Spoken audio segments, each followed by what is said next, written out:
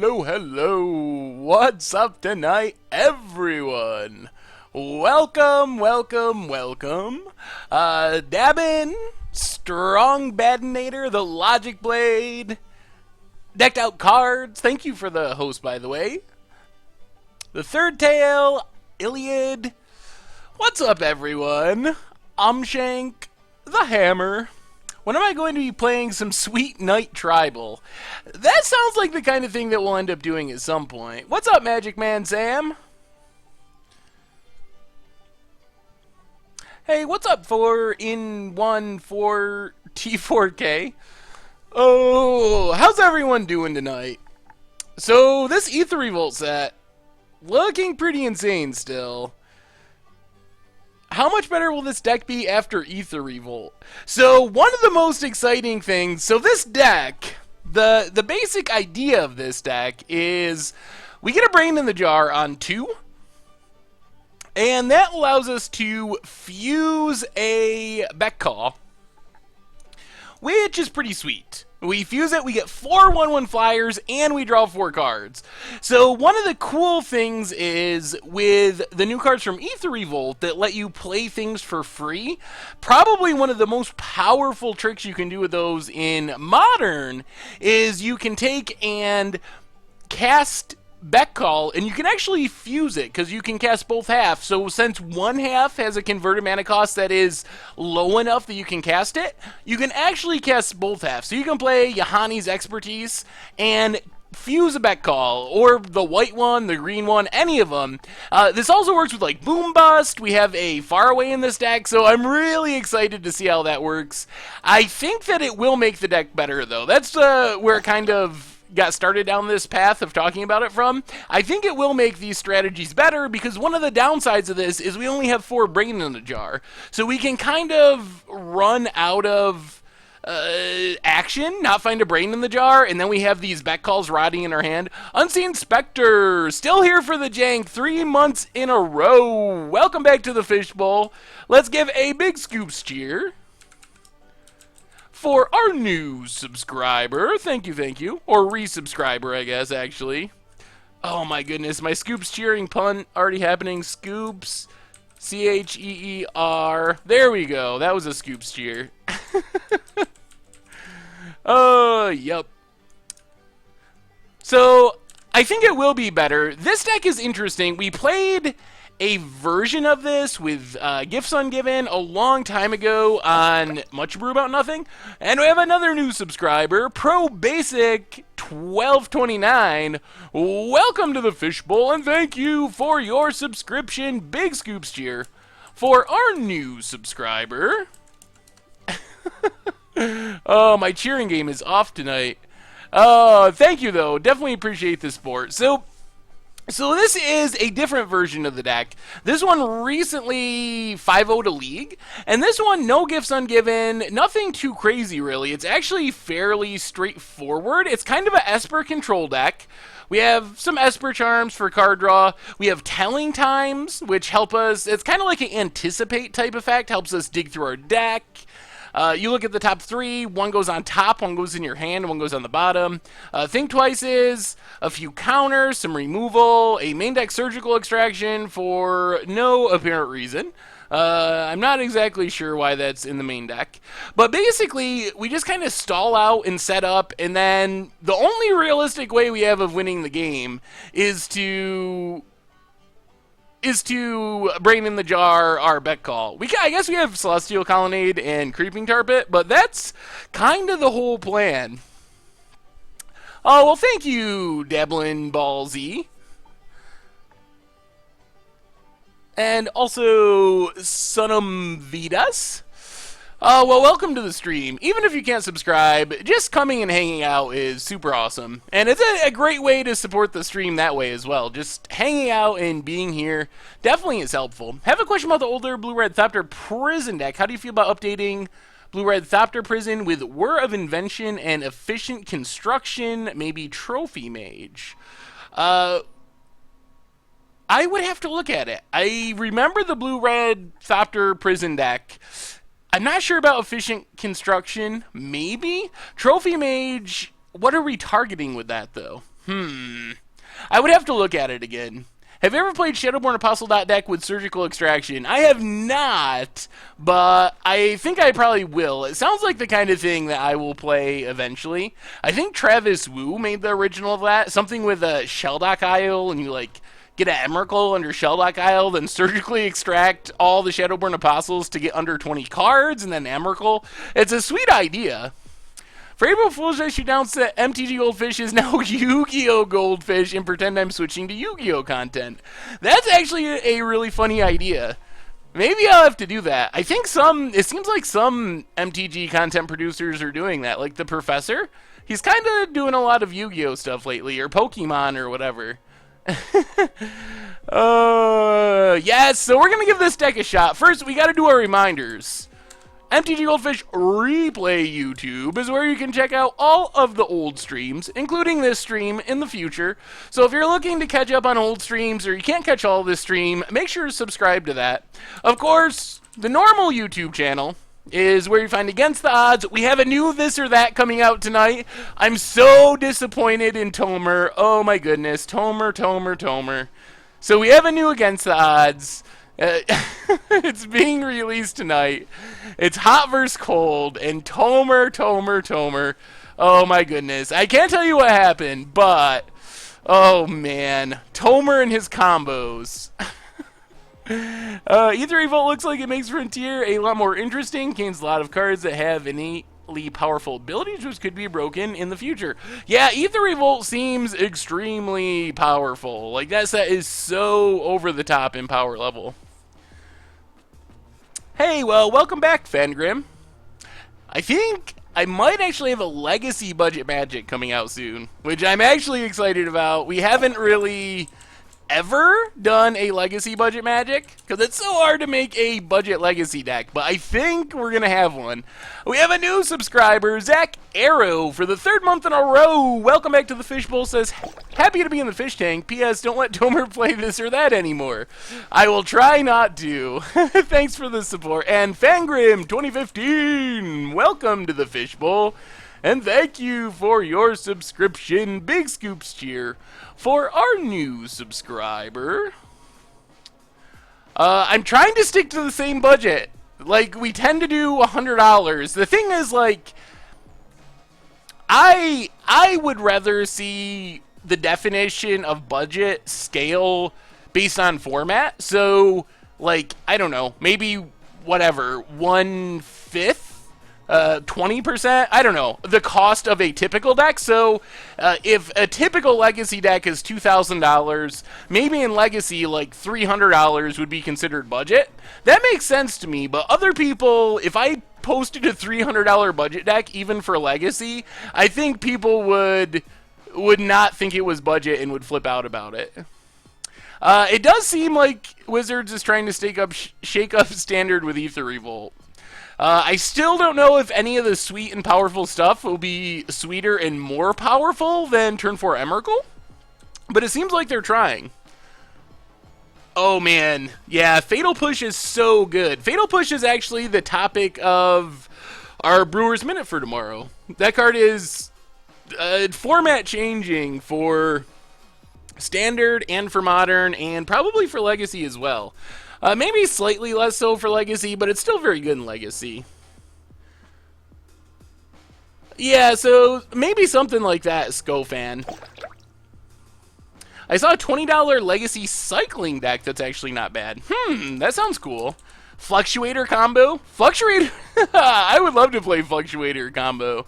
I played it on Commander Clash once. Jay Bender 370, welcome to the Fishbowl, and thank you for your subscription. Big Scoops cheer for our new subscriber. So, yeah, I played Fluctuator combo. Fluctuator is so absurd.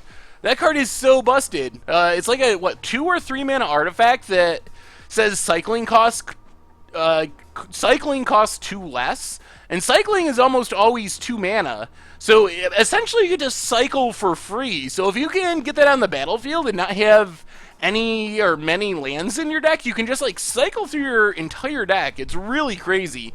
I wish If we ever talk about cards I wish were legal in Modern, it would be so sweet if Astral Slide and Lightning Rift, they're like just before the Modern cutoff, but those would be so sweet to have in Modern. I'd actually love to see you do Budget Pauper, trying to make a decent deck for less than 1 tick. Ooh, that would be a challenge. Yeah, I think that $500 would definitely, in my opinion, be considered budget for Legacy. But I know if I posted a $500 budget deck, people would flip out and would not be happy. Anyway, this deck, let's get in our league and we can keep talking about what is and is not budget and that stuff. So, this deck, we kind of broke it down. Brain in the Jar to cast our back call, fuse our back call, hopefully win us the game. Otherwise, counters, removal, some snapcasters, basically just trying to stay alive and slow down the game until we can set up the brain combo. We can also brain in the jar other stuff, which is cool. Brain in the jar our removal, Esper charm to draw some cards. So we can do all that stuff, Wrath at instant speed. So it works well with our entire deck. But Brain is really key. That's like the main, most important card in our deck. As far as the sideboard, nothing too crazy. Mostly more removal. Have some more counters. A Commandeer. I do not have any idea why Commandeer's in our sideboard. I don't know what the what the specific target was for Commandeer, but it's pretty sweet. Yeah, someone sent me a Ball Lightning Collected Company list, and it looked really fun. I kind of want to play that at some point. I don't know what series it would be for, but I don't know if it'd be good, but it looked really hilarious just to Collected Company into like double Ball Lightning or Ground Shaker and hit for 12. Engineered Explosives, another Supreme Verdict, get rid of like Lingering Souls tokens and stuff with that. So let's hop in a league, see how this goes. What if I change from Caleb D's list? So this list, maybe this is Caleb D's list. I'm actually not sure. I came across it from, let me see. Who is it that actually posted the finish with it? Slipaz? Slipaz? S-L-I-P-P-A-Z. 5-0 league with it, and then not too... Oh, no. I think I just killed the chat. Let me see if I can fix this. There we go. Yeah, so someone 5-0 league with it. It was not Caleb D, but this may be his version, or at least similar to his version. I'm not 100% sure.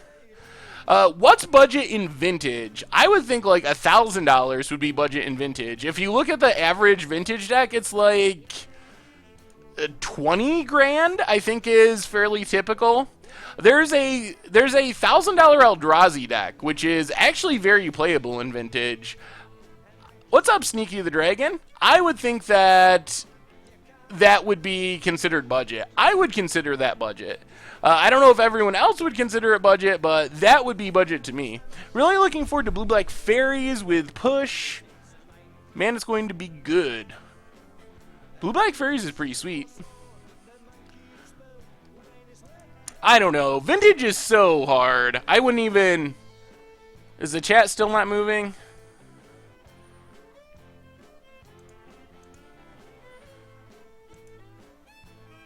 Hey, no, not really, Sneaky the Dragon, for some reason. Oh, chat.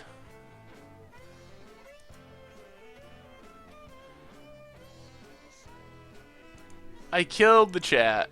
Oh, dear. I accidentally closed out of it, and now it's gone. Let me see if I can fix it. Maybe we just have to make another chat? Let's see.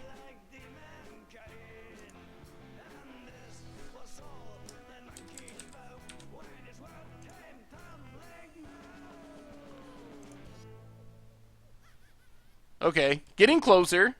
We have a chat.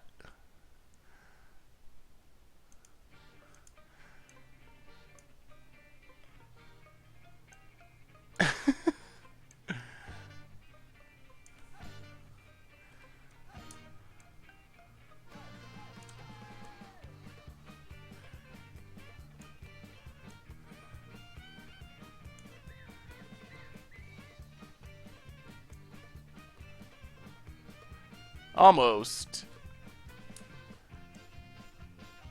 Alright, fixed. At least fixed for now. I'll fix it for good later, but that should get us by for now. Alright. This hand is... yeah, it's fine. No brain in the jar, no real combo pieces, but I think this hand's fine. That was a good prediction. Would you not keep this hand? How about Gremlin Atog with artifact creatures including Scrap Trawler along with Zulaport Cutthroat and Marionette Master? That seems pretty sweet. Oh no. I'm already wishing we hadn't kept this hand. If I knew we were playing Tron. We do have a couple of Ghost Quarters and we do have counters, but this hand does not seem ideal against Tron. I won my F&M with a janky red-black colorless Lux Legacy deck. Ooh. That sounds pretty spicy. Alright, Island, go. Yeah, the card should be in view now. I had to resize. Yeah, the Fluctuator list sounds sweet. Oh. What? What is happening? Our opponent has a Lotus Bloom suspended. Is this an Eggs deck? Opponent gets a Forest. Huh. Okay, maybe this is Eggs. I feel like this should be a good matchup after sideboarding. Yeah, you don't usually see Lotus in Tron. Eggs, you don't usually see Eggs with Tron either, though. Something spicy's happening. Alright, Flooded Strand, go. This hand, though, is probably not going to be good enough to beat whatever our opponent's doing. Alright, here's this tower. I think we need to just run a Snapcaster out there so we can start attacking. Ambush Viper, the Snapcaster. We have a new subscriber, Brocket J. Welcome to the Fishbowl, and thank you for your subscription. Big scoops cheer for our new subscriber. I lost yesterday's jank matchup at lunch with Pandemonium Sapperling Burst combo. That is actually really sweet. There used to be a competitive Sapperling Burst deck. I don't think it involved Pandemonium, though. What was the combo? Oh, what's it called that gave everything haste? Fires of Yavimaya and Sapperling Burst, I think was like a tier 1 standard deck in its day. Alright, opponent's still not doing anything. There's a Beck Call. I guess if we live long enough, we can actually just hardcast this for 8 mana. I don't think that's the plan, but it could work.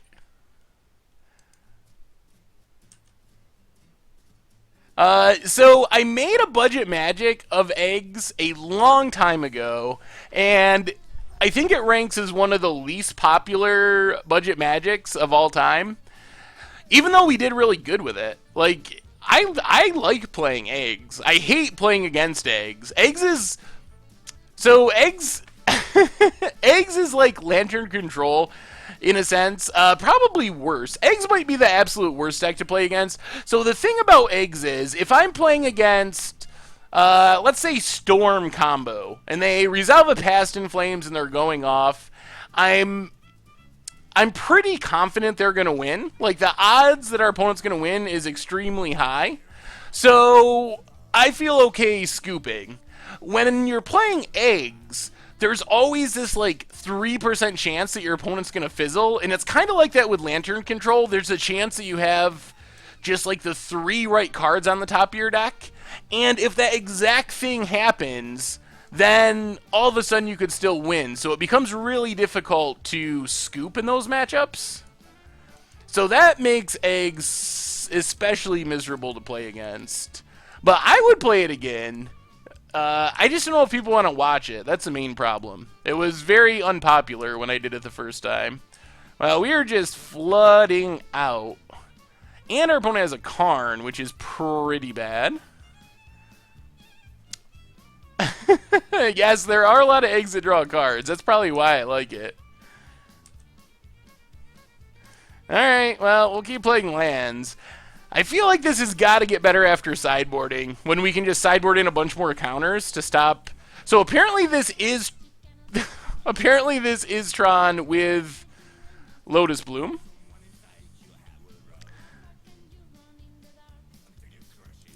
Okay. Exile a land. Yeah, I wish I could Path Karn. That would make life a lot better. Uh-oh. That's a lot of mana. That's a new Ulamog. You're gonna get both of our Snapcasters. Okay. Well, we definitely got a Path Ulamog. I guess we can just make a bunch of tokens? Any chance you'll do a Jinktastic version of 4 Horsemen that popped up on Reddit this week? Possibly. I think it could be a sweet deck to play. It seems pretty janky in a way that I like. Alright, so I guess we just call here. We have drawn a ton of lands. This is definitely not how our deck is supposed to be working, but I don't think we have any other choice but to do this. What do I think about Pure Steel Paladin Storm with the new card? I think that, what is it, Serum? Something like that? SRAM? Whatever the name of that card is, I think it makes Pure Steel Paladin's decks way, way better. Because the biggest problem with those decks is kind of like this deck. You're really dependent on drawing your one card. So those decks, when they have a Pure Steel Paladin, they look insane. But when they don't have a Pure Steel Paladin, what's up, Fabio? Good to see ya. When they don't have a Pure Steel Paladin, they look incredibly horrible. So I think having 8 Pure Steel Paladins, essentially, will make those decks a lot better. Also, it's legendary, so it can be your commander. But I am much more excited to try those decks now that there are 8 Paladins available. Because when I've played them before, that's usually how it works out. If you have a Paladin on turn 2, your deck is awesome. If you don't, your deck is a bunch of bone saws, and it is like the worst deck ever made. Alright, I guess we just keep treading water against this Karn. Oh, this is so miserable. We're not even making headway. Karn just gained so much loyalty. We've been attacking Karn for 4 every turn, and we're still not getting anywhere. Borrows expertise in this deck. Maybe. Game 1 is just to confuse the enemy. The more cards you play, the more he feels lost in his confusion. Yeah, that's our strategy, apparently. Alright, so keep attacking Karn. I guess we might as well play the land, because our opponent's going to exile it anyway. I guess it's not impossible we win. Man, Lotus Bloom feels so bad in this deck. Well, I don't understand why Tron would be playing Lotus Bloom.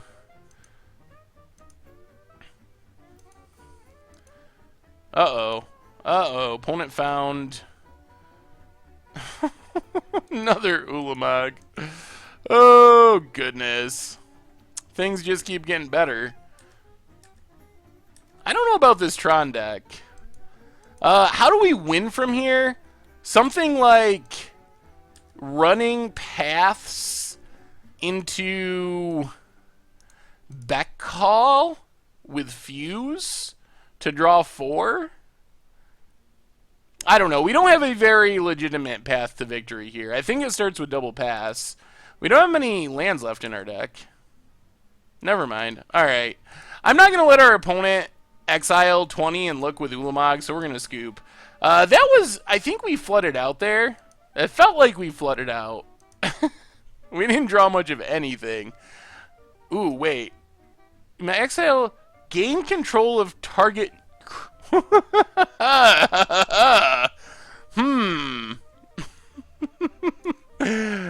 Commandeering a Karn sounds like about the greatest thing I could imagine. Oh, man. We gotta go for it. It's only a one-of, but wow. Now I want to commandeer a Karn so bad. We don't have Stony Silences, unfortunately. Ruined Halo doesn't do anything. That doesn't do anything. Surgical Extraction, probably not Dispel. Well, we'll bring in Commandeer. We'll bring in Negate. We'll go down this... I guess we could, like, try to Ghost Quarter Surgical Extraction. Spell Snare looks really bad. We didn't really see any 2-drops to counter. So we can go down Spell Snare. Blessed Alliance is kind of an out to a big Eldrazi. Yeah, Bribery would be pretty sweet. Commandeer is like our backup Bribery. Maybe just go down to 1 Supreme Verdict. Yes, we're trying to fuse a Beck Call off a Brain in the Jar. But we didn't draw a Brain in the Jar, which makes it a lot worse. You really think that's the plan, is Ghost Quarter? We only have 2 Ghost Quarters, though. And Surgical Extraction is so bad if we're...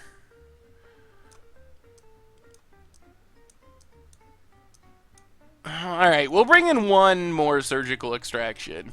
I don't think we can just bring in 4, because we only have 2 Ghost Quarters, so the odds that we have one isn't that high, but let's try that. I have no idea why Commandeer's in the sideboard. I have no clue. I was saying that when we were doing the deck tech, but apparently it's to steal Karn against Tron. Well, good night, the third trail. Alright. Come on! Better hand than last time. Alright, this is fine. We got a Brain in the Jar at least, and a Negate, and a Telling Time. So this is actually pretty decent.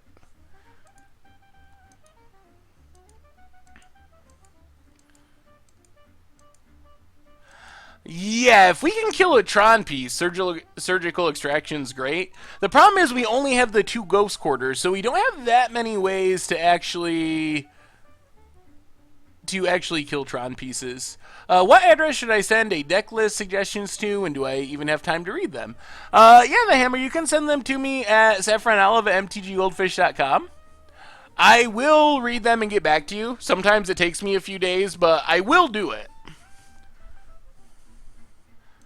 So, yeah, and our opponent mulliganed to 4. So I feel like our Brain in the Jar bet call plan should be pretty good here. Yes, and a Telling Time. Yeah, we can't steal Ulamog, but we can steal the Karn. Ancient Stirrings for our opponent. It's an Urza's Mine. Well, let's just Island and Brain in the Jar. This also is pretty nice because we can just sit on counters and then activate Brain in the Jar at the end of our opponent's turn. That's true. I fully expect our opponent will still have, like, turn 4 Tron. Into Ulamog or something. Karn. Alright, there's Urza's Mine. And Expedition Map. Yep. Alright, there's a land. Alright, well, the good news is we're going to have turn 4 Fuse Beck Call. And that should be pretty good. Would there be a good way to make Boom Bust Brainless Mana Rocks? Yeah, Mana Rocks is probably the way to go. You could also do it with Mana Dorks, Birds of Paradise, and stuff. Our opponent is still going to have Tron. Hopefully it doesn't matter, but... Alright, let's tick up our Brain in the Jar. If our opponent kills this, I'm going to be so upset. Are they going to have Okay. At least they didn't kill it. Ooh, and there's a Ghost Quarter, too. Well, let's fuse right now, because if we draw into a Surgical Extraction, we can do the Ghost Quarter trick. And that should be pretty good. So we get to fuse a Beck Call. Combo! We got our combo. Basically like Splinter Twin, but way jankier. Also draws us way more cards. We get to think twice. Is hopefully going to draw into Surgical Extraction. Telling Time. Negate. And another Ghost Quarter. Well, play Ghost Quarter. And let's just pass the turn. Leave up a counter. Opponent cracks their map. Gets Urza's power plant. Yeah, we'll wait till our opponent's upkeep, and I think we're just going to Ghost Quarter anyway. We can discard this Think Twice. Yeah, I think the Expertise cards could definitely work with a plan like this. So it's kill Urza's Tower.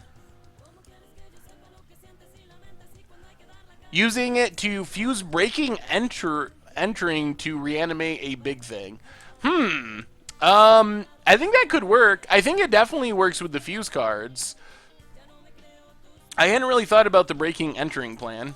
Alright, Ancient Stirrings for our opponent. So I think, hopefully, we'll be able to just Telling Time end of turn. Opponent gets Chromatic Star. So if we can Telling Time, I think we really are just digging for Surgical Extraction, mostly. It feels like Surgical Extraction is probably pretty close to game over.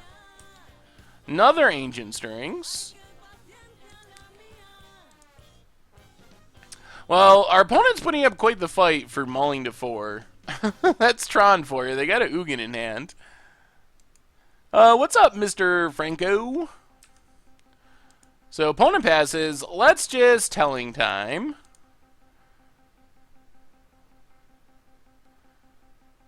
There's Extraction. So, Extraction in our hand. Godless Shrine on top. And then I guess we can just do it right now. So, yeah, let's surgically extract Urza's Tower. Gotcha! Gotcha, opponent. I would like to ask you something. Does Expertise let you play Bet Call Fused? It does! The Expertise cards do let you fuse Bet Call or Boom Bust.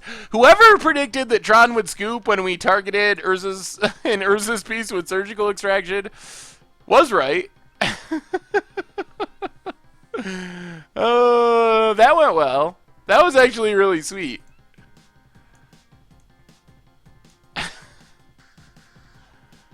Yeah, I don't think Tron... They weren't actually dead. Yeah, this Tron player, for some reason, is also playing Lotus Blooms.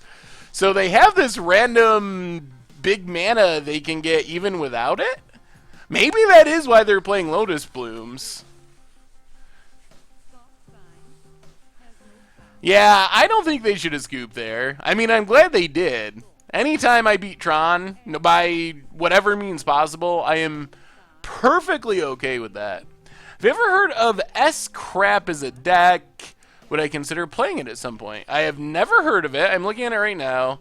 S-Crap. Oh! Okay, this isn't exactly the same. I remember there was a... Oh, what's his name? The great deck tech guy. The greatest deck tech guy. Gregory Hatch. He had a really sweet Salvage Titan Artificer's Intuition combo deck for Legacy. Which, oh man, if you've never seen it, look up the deck tech. I kind of want to just drop from the league and put on the deck tech for the rest of the stream. The deck tech he did for that was just so good. What happened to Gregory Hatch? I have not seen him playing Magic lately. Hey, thanks, Big Hassa Lagasse. Yeah, let's run it back. The deck does look pretty interesting, though. The S-Crap.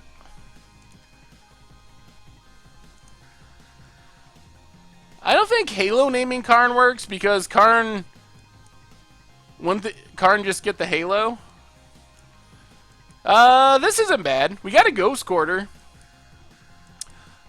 Ghost Quarter's good. So if we find a Surgical Extraction, we also have a Deprive to counter something. Is Far Away is a Penny Dreadful staple? I did not realize. Oh, well, hello, Buddy Phil. What's up, Timothy? Am I ready for an 8 clues deck? Yeah. I can't wait to try to win with that card. Our opponents had to go up to 61 cards to play their Lotus Bloom. Finds a mine, plays a Chromatic Sphere. Corrects their Chromatic Sphere. This might just be a bad Tron list. We'll get a Watery Grave here, tapped. We have a new subscriber, Baleful Twix. Welcome to the Fishbowl. Thank you for your subscription. Big scoops cheer for our new subscriber. Thank you, thank you. What's up, awesome dude? How goes it tonight? This is round 1 of the league. This is just, I feel like we ran into this deck before. I don't remember where, but I remember a Tron deck that was playing Lotus Bloom. Oh dear. Opponent's getting close to Tron. We have a new subscriber, Xstorm125. Welcome to the Fishbowl. Thank you for your subscription. Big scoops cheer for our new subscriber. We've kind of played bad Tron. I mean, Trading Post Tron, I guess, wasn't really bad Tron. It was different Tron. It was sweet Tron, but not as good as normal Tron, probably. Come on, Surgical Extraction. Yes, we got him! Oh, this makes me so happy. I admit we're getting a little lucky, but man, this makes me happy. Oh, this is so sweet. So let's play Ghost Quarter. Ghost Quarter Urza's Tower. Oh, we only have 2 Ghost Quarters and 2 Surgical Extractions too, but our deck is pretty good at cycling through itself. Yes, we will extract that. Are we getting the scoop? No scoop yet. Alright. Opponent has Urza's Mine, Ulamog, and Forest in hand. Let's see what's going on in this deck. Wow, okay. This is a rather straightforward 2 Karns, 2 Ugins, 2 Ulamogs, 2 World Breakers. This is a pretty normal mono-green Tron list. Oblivion Stones, Expedition Maps, except it's playing 3 Lotus Blooms. Otherwise, it's just fairly typical mono-green Tron. Well, I feel like our odds of winning have increased rather significantly.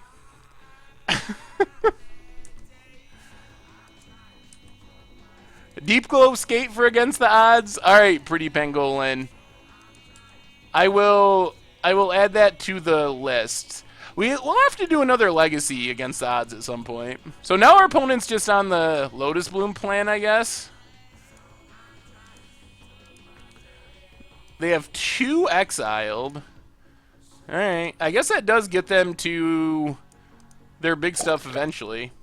Scotty Osh, welcome to the Fishbowl, and thank you for your subscription. Big scoops cheer for our new subscriber. Alright, pass the turn. So eventually our opponent will be able to try to cast their big stuff using these Lotus Blooms. So we might just counter the Lotus Blooms. We'll have to see. If our opponent plays something, they do not. Alright, so let's just think twice here. 1, 2, 3, 4, 5, 6, 7, 8. Yeah, think twice is fine. Ooh, there's Commandeer. Alright, there's a land. So play the land, tapped. Pass the turn.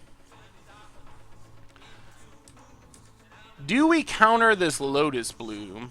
Our opponent has 2 ticking down. Probably not counter the first one. Yeah, we'll let the first one go. I would love our opponent to try to cast a Karn. This gives them enough mana to do it. They're actually pretty close to Ulamog, which is pretty bad. Oh, never mind. That works out.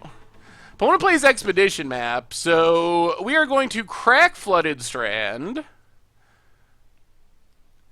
Get an island. And we're just going to turn this Esper Charm on our opponent. Target player discards 2 cards, which gets rid of that Ulamog.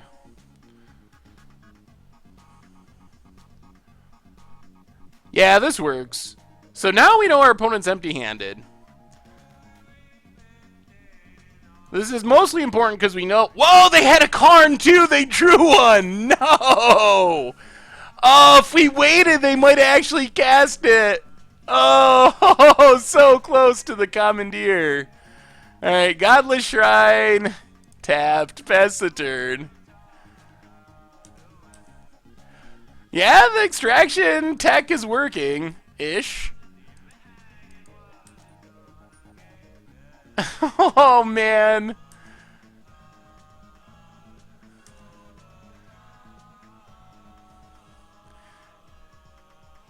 Opponent has so much mana, I don't think this Lotus Bloom really matters. There's a Sanctum. Alright, let's flashback this thing twice. Mostly want a Brain in the jar now, I think. Or more card draw.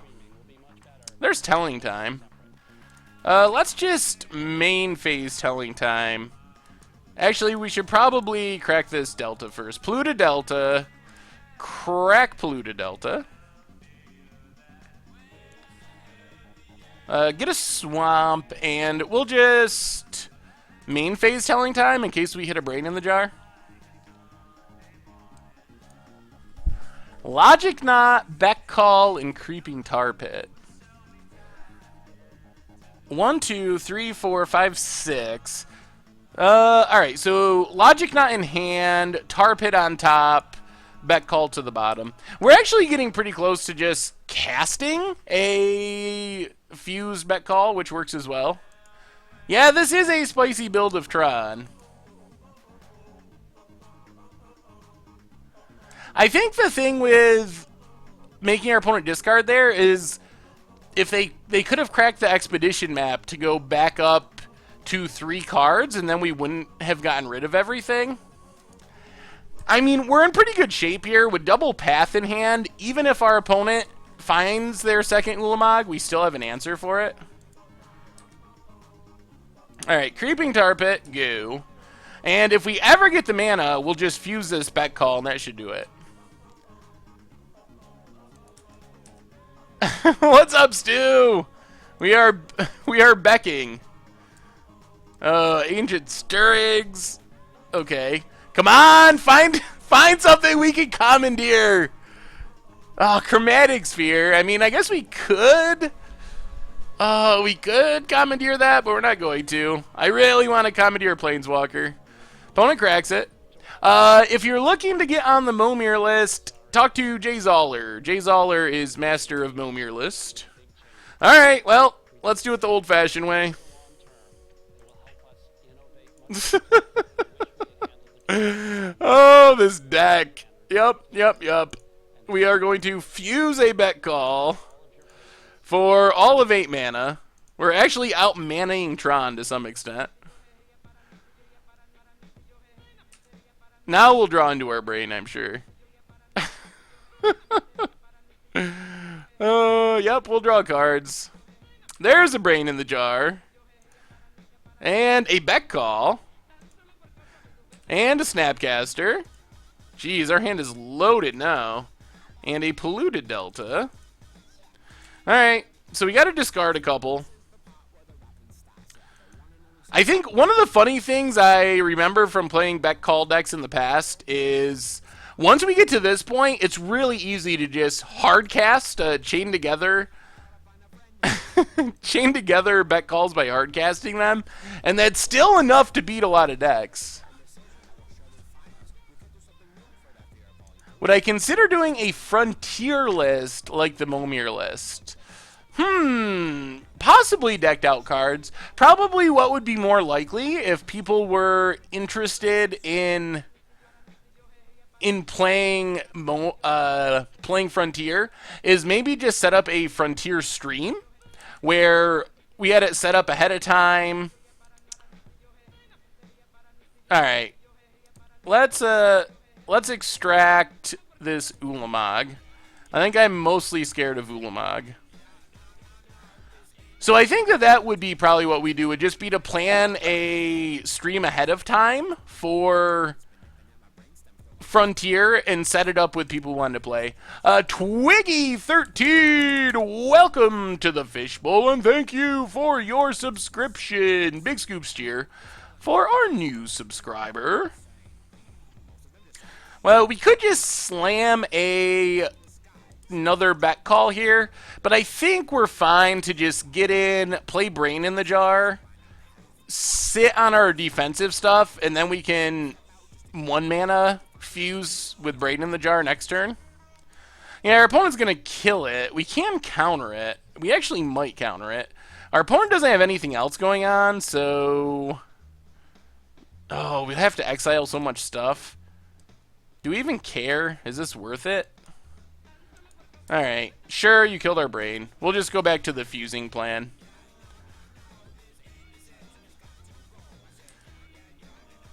We gained some life, though. Gaining life is nice. Back up. We were all the way down to 10 from all those surgical extractions. And remember, our main goal here is to commandeer that. We want to commandeer a Planeswalker. We got rid of the Ulamog, so they don't have many other threats left. So they're going to have to find a Planeswalker eventually. Get a Hallowed Fountain tapped. Telling time. 1, 2, 3, 4, 5, 6, 7, and 8. Let's fuse another bet call. Hopefully we draw into a land so we can leave up a counter as well. There's a land. Logic Knot. Snapcaster. Another bet call. I told you once you get going, you just always draw into more bet calls, and you win the game that way. It actually works really well like that. Alright, we'll discard a Snapcaster Mage. Pass the turn. Oh, we can always alternate cast the Commandeer. Oh, is this it? 5, 6. Oh, World Breaker. Alright. Okay. Not an Eldrazi.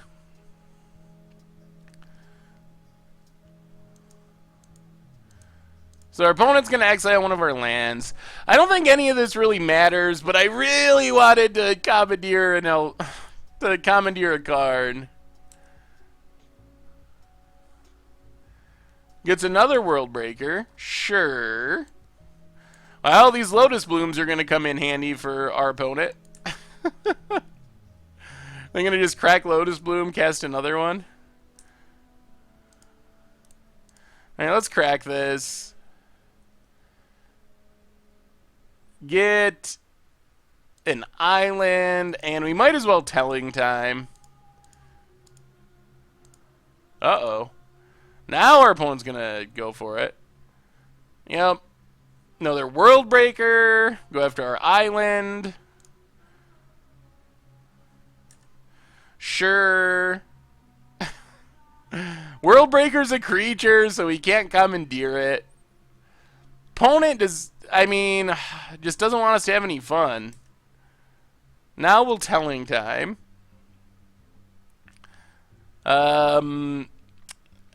Esper Charm in hand, Path on top, negate to the bottom.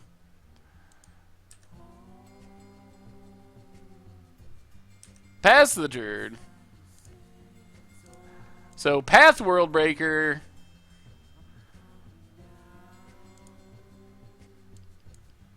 Yeah, we could have Logic Knotted, but then our opponent would have just gotten it back. And we have all these paths that we might as well use, so just path. Get in for 8. I think the correct play is to make our opponent discard on their upkeep with Esper Charm, and then we're guaranteed to win.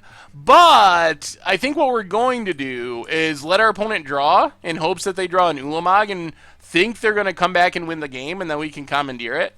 That would be the ultimate dream crushing. So I'm really rooting for our opponent to draw Ulamog here. That would be so sweet. Even an Oblivion Stone would be pretty funny, because they'd probably think that that was going to save them, or at least keep them in the game. Come on, opponent! Give us an Ugin one time. Not Ulamog. I meant Ugin. I'm sorry. Yes, I said it wrong. Ugin. Our opponent has 2 Ugins in their deck. We can't take an Ulamog. They have 1 Karn and 2 Ugins. Also the Oblivion Stones. Could Tez Sanctum or Tez Simulacrum be strong enough for Standard? Thanks DPS Shu for the host.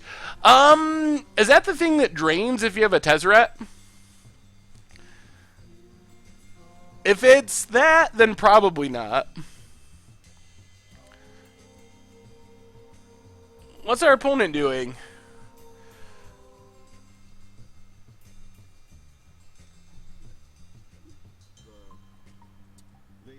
Is their opponent doing the salty timeout? Are they upset that we surgical extracted their Tron pieces 2 games in a row? I think we might be... They haven't said anything. Yeah, okay, the repeatable damage 3 if you have any Tezzeret. Your stream is good. The fact that you drew those extractions both game is hilarious. Well, thank you.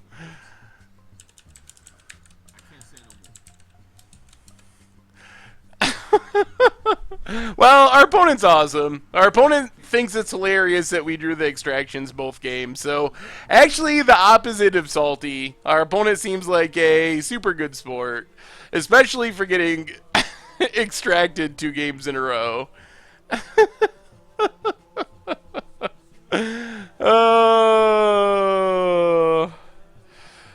Well, good game, opponent. And our opponent scoops it up. Alright, so we're on to 1-0 with Bird...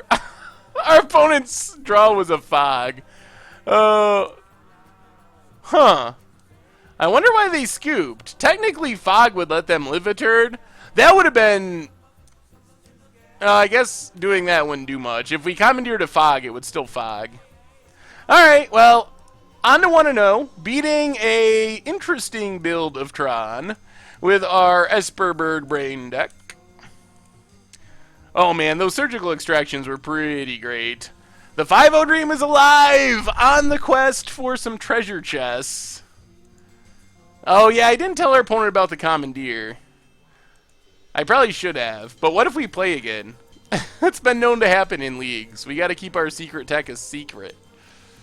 1 land is probably not good enough. If we had 2 lands, I would keep this hand, but with 1 land, I don't think we can. Yeah, I can't wait to start brewing with Ether Evil. It looks like such an awesome set to brew with. Alright. Not an exciting 6, but it's fine. We'll keep Snapcaster. Scalding Tarn for our opponent.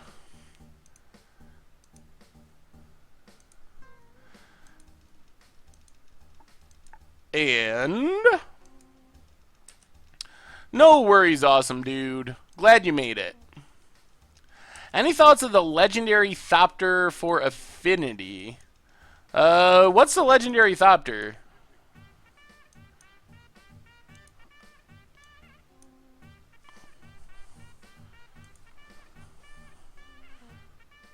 My thoughts on Fatal Push. Fatal Push is a format-defining card for Modern.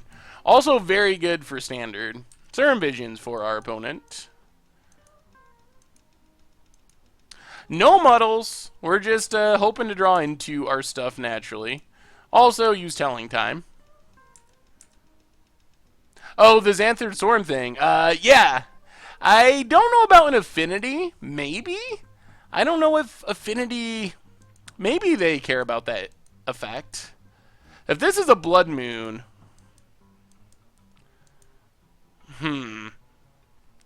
Yeah, I guess we better counter Blood Moon on principle.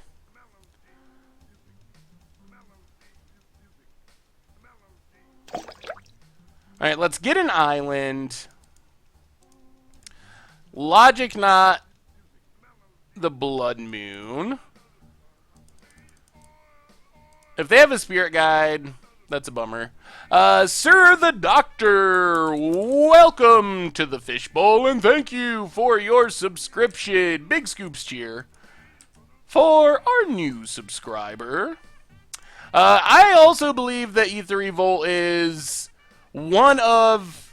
I said it last stream, and I haven't changed my mind. I think it's the most pushed and potentially broken set since New Phyrexia. It is just very insanely pushed. Free spells. One thing I really appreciate is it seems like Wizards has upped the power level on uncommons. We're seeing a lot of uncommons that feel like they could be rares. So I really like that we're seeing this push at the uncommon rarity, which has been a complaint some people have had, is that all the playable stuff and good stuff has been moved up to rare, and they've definitely reversed that with Ether Revolts. What are the responsibilities of a mod? Well, mostly just to make sure nothing crazy happens. Normally, I think being a mod here is probably a pretty easy job. Alright, let's think twice.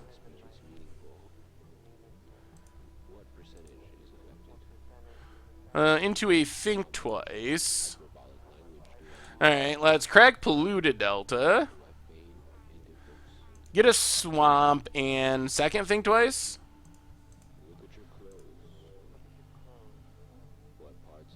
Alright, Creeping Tarpet's fine. 1, 2, 3. 1, 2, 1. Yeah, we can play Tarpet here. Play Tarpet, pass. Serum's expertise seems busted for this deck. Then you have 8 ways to combo on turn 3. Yes, the expertise cycle, I think, makes this archetype a lot better. Your responsibilities are to pre-sell cards, Stu. That's all we ask of you. Give us good pre-sales. So Polluted Delta, Telling Time. We'll exile the other logic not to. I'm not really interested in getting got by a random Simian Spirit Guide. So better safe than sorry.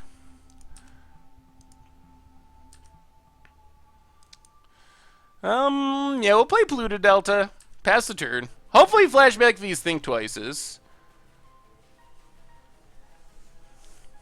That's true, Stu. You were the first mod. At one point, the only mod. Definitely appreciate it. Hey, I am doing well. How are you, Horadrick? Dirk? Snapcaster Mage.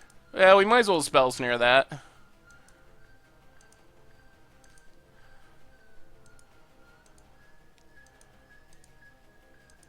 Opponent. I feel like we're kind of winning just because we're outdrawing our opponent at this point.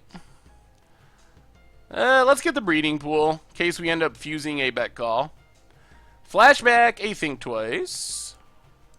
Esper Charm. Esper Charm is one that I wouldn't mind drawing. Alright, opponent remands. That's a little annoying. 1, 2, 3, 4, 5, 6. So close. Alright, pass the turn. Well, if we get our opponent tapped down, we can just... Oh, we can just hardcast this bet call again. If our opponent... I think we let this go. Our opponent's going to Snapcaster and Electrolyze, and I think we actually want this. Oh, it's going to be Serum Visions. Ugh. Alright. I was hoping it was going to be Electrolyze. Cold Shoulder, welcome back to the Fishbowl, and thank you for your subscription. Big Scoops here for our re-subscriber. Thanks for all the Magic videos you make. Well, thank you for watching them. Definitely appreciate it. Appreciate the support. Alright, let's think twice. Hopefully this one does not get remanded.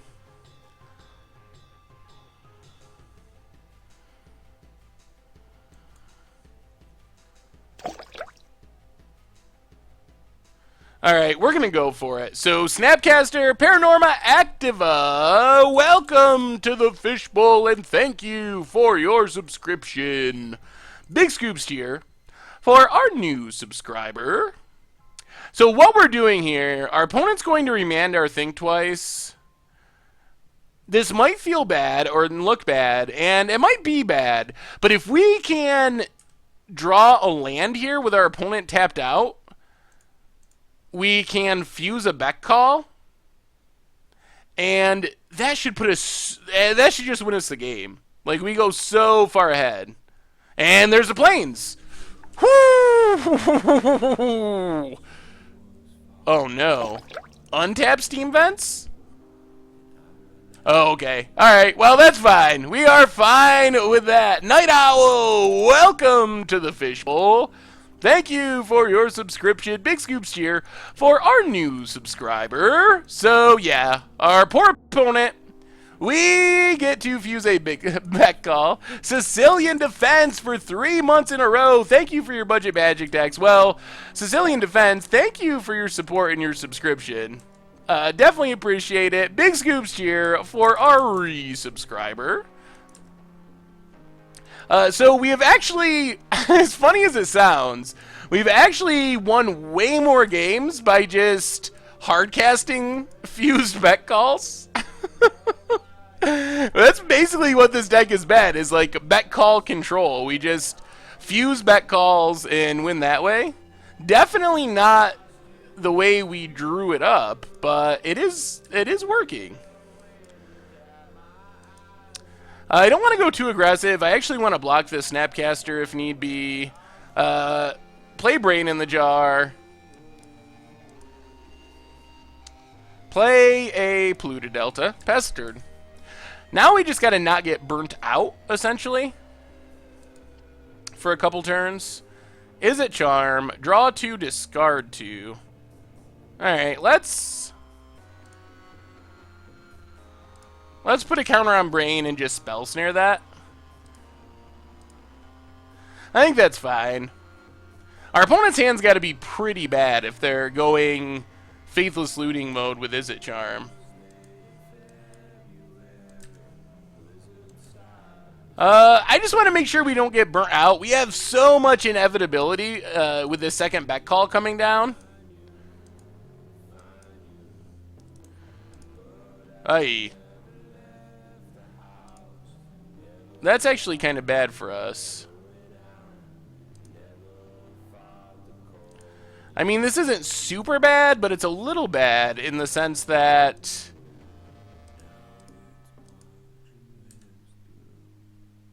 if our opponent can do something crazy here, we don't have blue mana up for Logic Knot.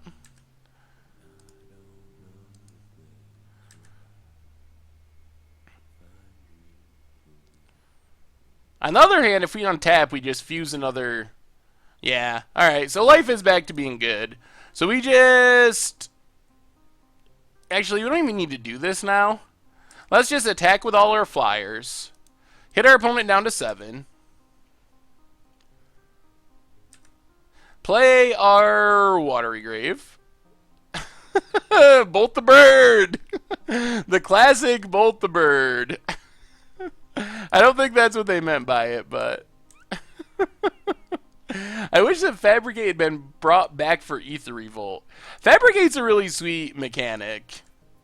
Do we get the blowout? Oh yeah. Opponent goes attacking.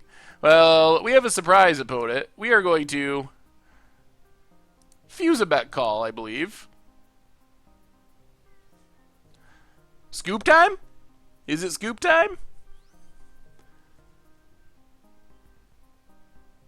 Subbing with Prime, that's one of the awesome things about the Twitch Prime thing. It actually, from my perspective as a streamer, it's exactly the same. So your Twitch Prime subscription is just as beneficial as a subscription that doesn't involve Twitch Prime. So super sweet program by Twitch actually to do that. I know it made streaming much more reliable as an actual lifestyle or job. So Twitch, I don't know. I'm pretty impressed by Amazon doing that. Opponent's gonna Cryptic. Well, alright, let's finish him. Logic not time. So yeah, Twitch Prime subs are awesome.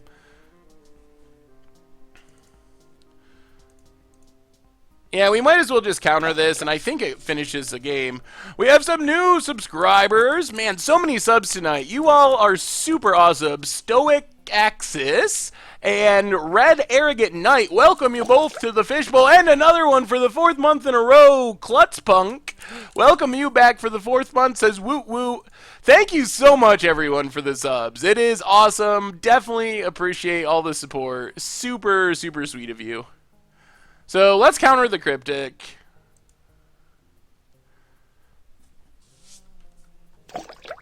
And Tefri 80 for the 3rd month in a row, and Duckalope. Wow! We have the sub trade coming to town, and another one, Strong Badinator. Welcome you all to the Fishbowl. Thank you so much for your subscriptions. Big scoops cheers for our new subscribers. Super awesome. Thank you, thank you, thank you. You all are the best. I definitely appreciate it. Oh, thank you, Strong Badinator. I need to do that. I feel bad because I know how important the subbing is. 2 more in a row. Mail Pip and Kevin M. Welcome to the Fishbowl, and thank you for your subscription. Big scoops cheers for our 2 newest subscribers. Thank you, thank you, thank you. I have a Twitch Prime account, and I have not linked, or I have an Amazon Prime account, and I have not linked it up. I have not subbed, and I feel really bad that I haven't done that, because that's money that I could be giving to an awesome content creator that I like, and it doesn't cost me anything. It's just my own laziness that I haven't done it yet. So I need to do that because I feel bad about it, because I'm just not giving someone that when it doesn't even cost me anything because I'm getting Amazon Prime anyway. So I really need to do that. All right, what else? What else are we sideboarding? Probably want negates and dispels for this heavy counter spell centric matchup. Maybe go down well, we probably go down Blessed Alliance. Actually, we might want Blessed Alliance. Go down. Surgical's actually pretty tricky, and Snapcaster, that might actually be good.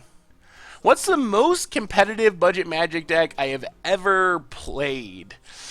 Most competitive, I don't even know. It might still be the 8-whack Goblins deck. That might still be the most competitive budget Magic deck that I've played.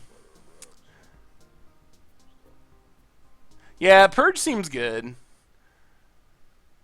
Surgical Extraction fizzles a Snapcaster activation, but it might not matter. Yeah, the 8-whack Goblins deck was very, very strong. Not Vintage Kobolds. The Spirits deck was very good too. Alright, we gotta do the sideboarding thing. We are running out of time with our sideboarding. Oh my god. We'll go down Blessed Alliance too, I think. Let's try it like that. The Mortal Kombat deck. So apparently I was saying a name wrong. Apparently it's like enemy or something like that. Why'd they write it like a name then? I-N-A-M-E, in name. Why would I get anime out of that? McCase, welcome to the Fishbowl, and thank you for your subscription. Big scoops here for our new subscriber. My mouse is being wacky. Not working well. Alright. We'll keep this. We got the combo in hand. I don't know if we'll be able to just slam it because... Mouse. There we go. Because of our opponent's potential counters. But if we can get this brain down, it would be awesome.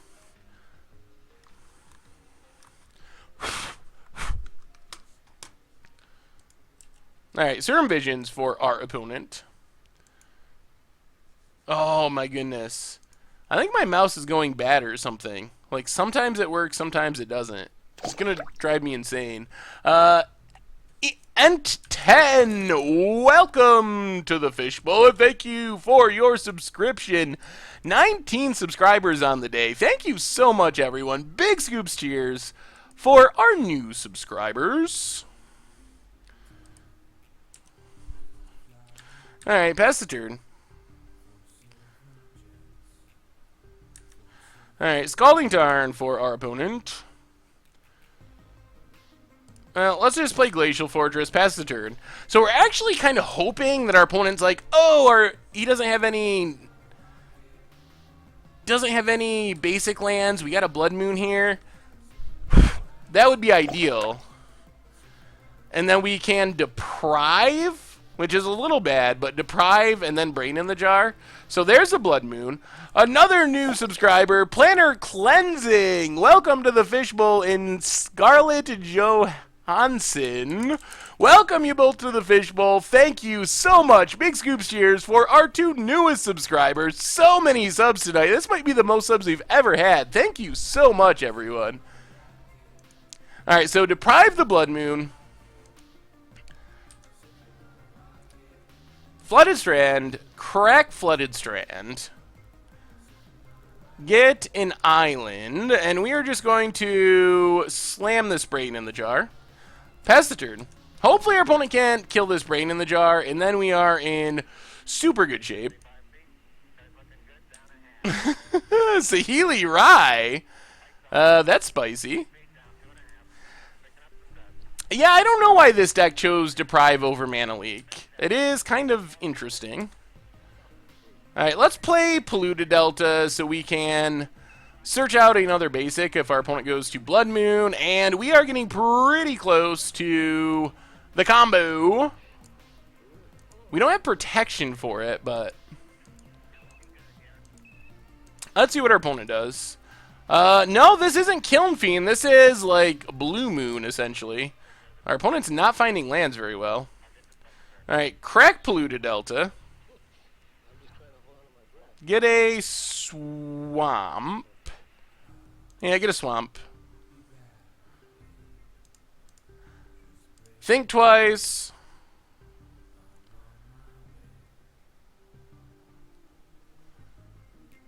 Thanks for the host, Greyhawk Games. And then we might as well take up our Brain.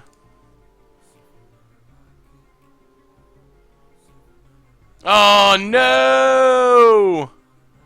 Oh, it's a click. That's still kind of bad. They can get rid of our Brain in the Jar. Or our back call, rather. Now we need to draw another one. Yep. Huh. Alright, so we lost our back call. We get another land that's not doing much. Well, play Polluted Delta. Pass the turn. We have a new subscriber, Spectrum14. Welcome to the Fishbowl, and thank you for your subscription. Big scoops here for our new subscriber.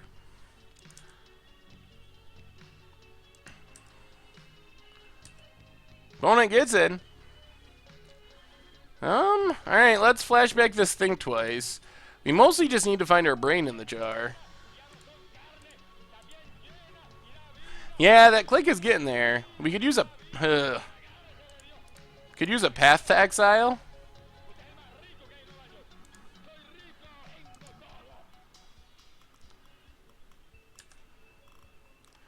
Well, there's a Telling Time.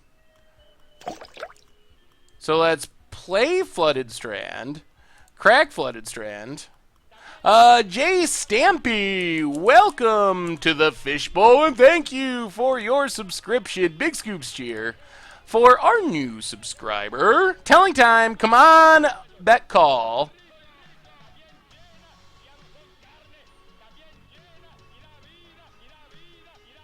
That's what we really need here is bet call.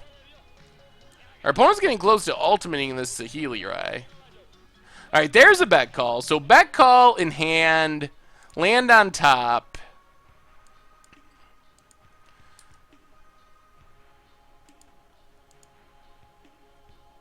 and then let's pass the turn.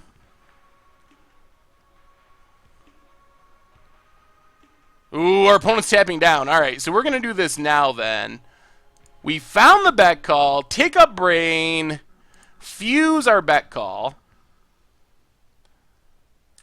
Gets us some blockers. All right, we might be stabilizing now. Draw the land, draw another brain, draw telling time, and something. Another bet call. All right. Down to 8. We still got to make sure we don't just die. We'll discard a land. A land and... I think the second brain. Alright, pass the turn. Well, this is getting close now. With brain in the jar, you can fuse the card as long as you can... As long as one half has the right converted mana cost. So brain on 2 lets us fuse a bet call. The Saheeli Rai Sun Titan combo deck was actually really sweet. I really liked that one. Opponent passes.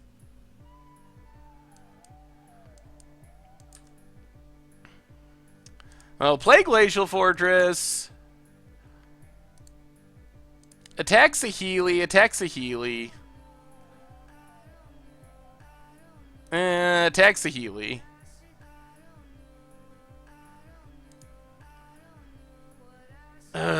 We can't let Saheeli ultimate, I don't think. We'll get in with 2.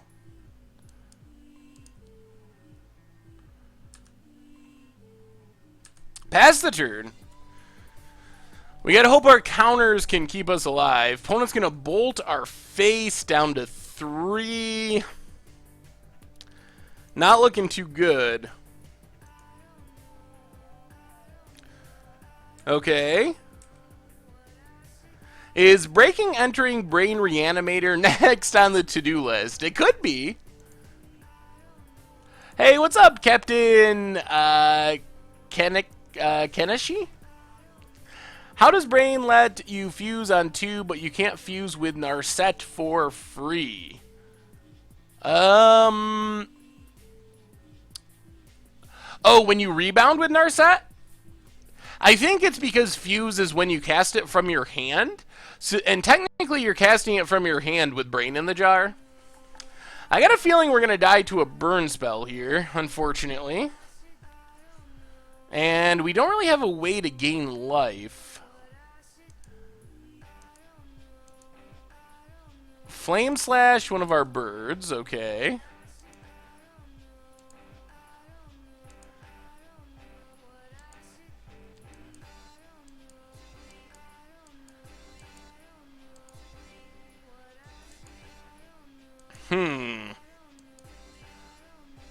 This Saheeli's actually been really problematic.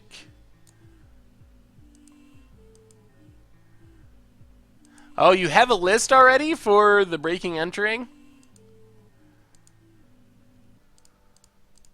Alright, let's remove a counter to scry. Colonnade can go to the bottom. I don't even know what we're really looking for.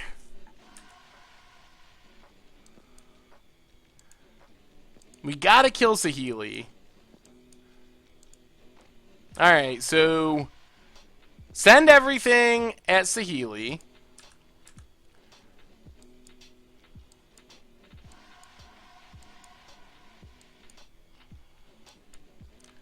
This is going to be super close. Yeah, I don't know why foils exist, because they are actually worth less than non-foils on Magic Online. Alright, there's Snapcaster, so we need to Spell Snare the Snapcaster. Step 1.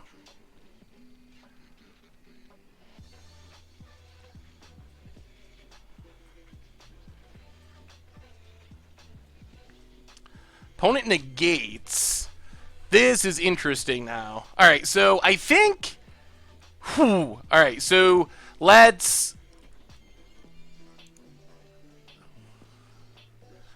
Let's fuse our Beck Call.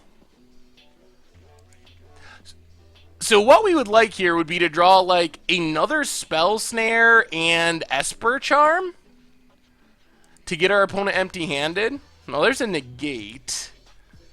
A land. And think twice.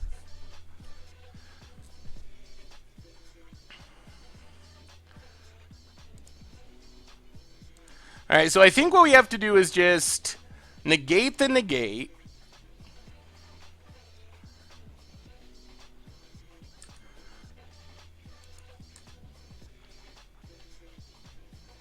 We'll discard Godless Shrine. Well, this is it. Does our opponent have a burn spell? Our opponent needs a burn spell or like a counter spell plus a burn spell. Or a counter spell. Yeah, counter spell plus burn spell kills us. Any burn spell down to Electrolyze gets us now. We do have a counter, so we're not just dead to a burn spell. Opponent has Cryptic.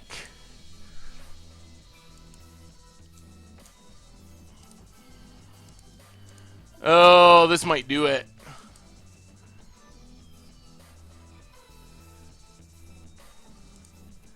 Alright, well, we gotta go for it. Logic Knot.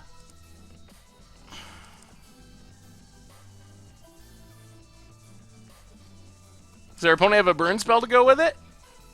Wow, we're gonna survive. And we drew a Deprive. We might still be getting there. Okay, so let's Path Vendilion Click. This makes our opponent shuffle. Ruins their scry. Are we really going to get here? Alright, click down. So now we kill Saheeli.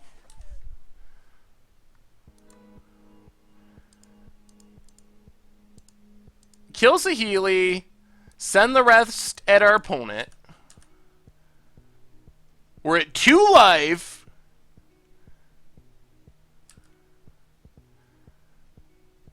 And pass the turn, sit on our counters.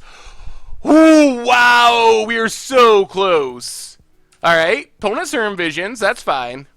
See if they leave anything on top. Puts on bottom, puts on bottom.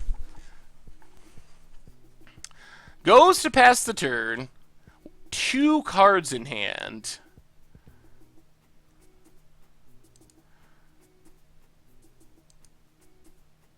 I'm worried about even tapping down if they have 2 burn spells. I would like to take a counter off this Brain in the Jar. Would be ideal. Let's not. Let's not be risky. Let's just untap.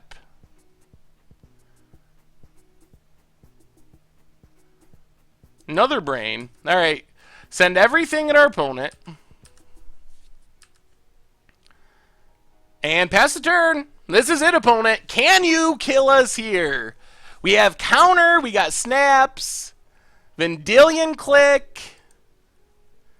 I don't even think we care about Vendilion Click. Okay. Click resolves. Whoo! Opponent targets themselves. I don't think they can get through our counters. We have so many counters. Gets rid of a Blood Moon. Draws a card and scoops it up. Wow! Alright, we got there.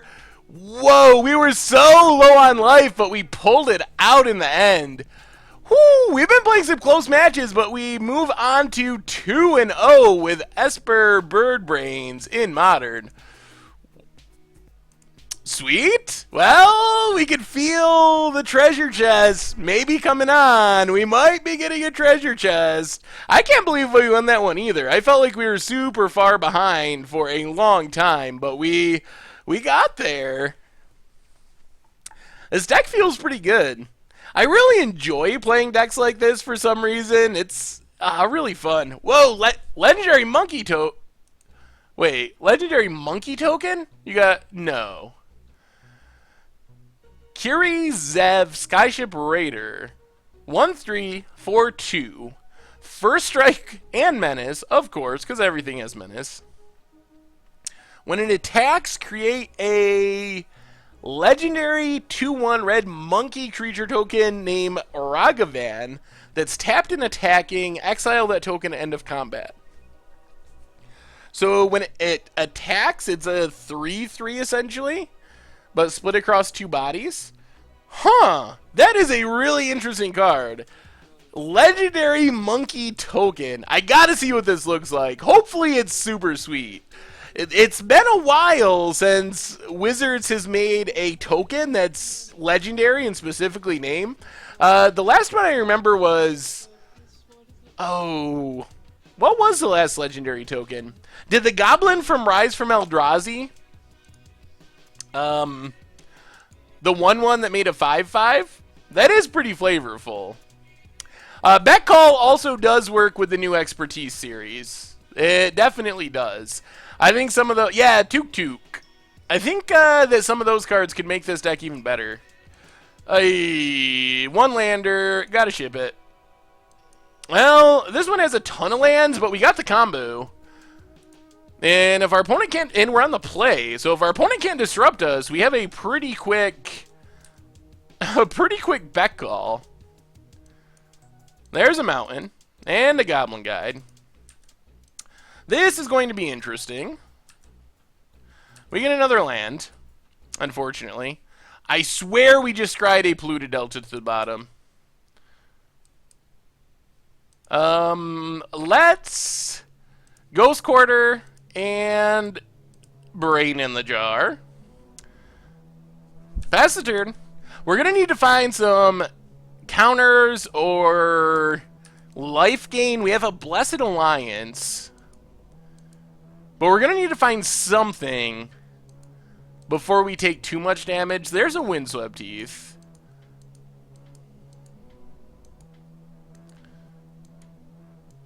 I mean, it's fine that we got the land off of it. It's just really odd that it seems like a lot of times I scry to the bottom and then immediately draw the card that I tried to scry to the bottom. In this case, it worked out fine, but Lifecaster's Bestiary. Artifact, beginning your upkeep, scry 1. Whenever you cast a creature spell, can pay green. If you do, draw a card. Ooh, I like that one too. Have we seen the red free spell yet that goes along with Carry Zev? There's a Lava Spike.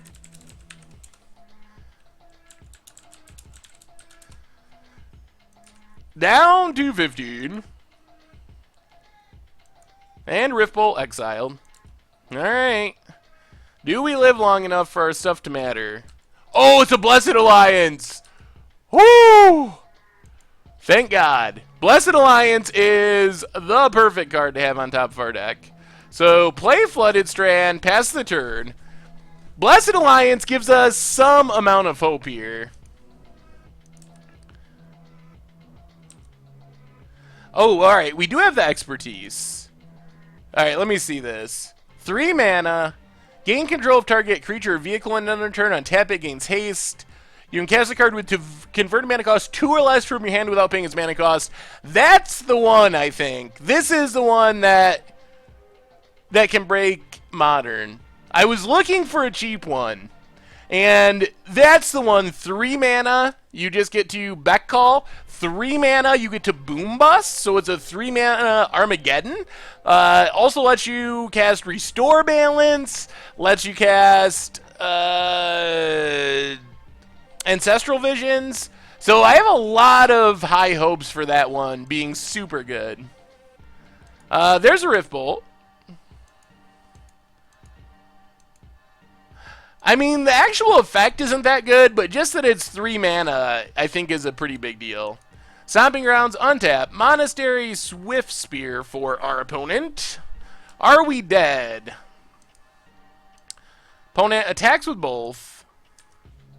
We get another Flooded Strand.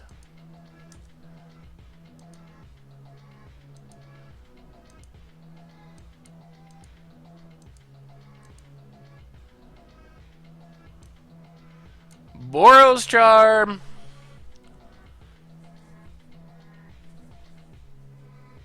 Alright, so let's crack Flooded Strand. Get a Plains. Blessed Alliance, gain 4 life.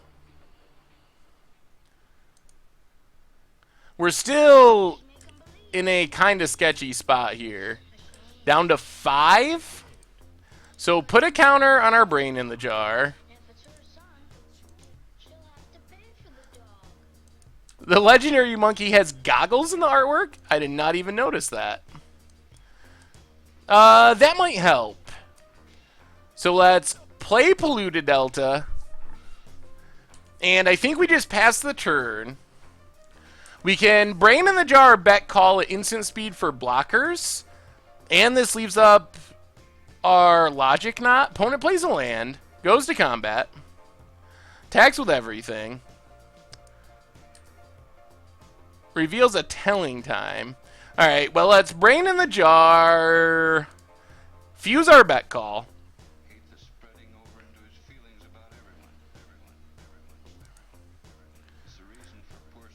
Draws us a bunch of cards, gives us some blockers.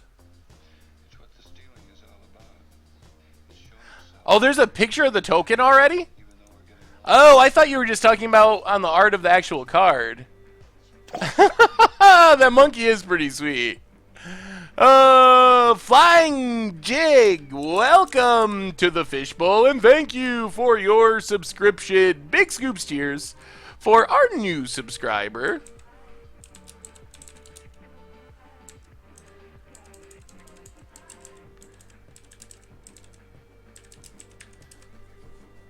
So we get to draw some cards, make some chump blockers.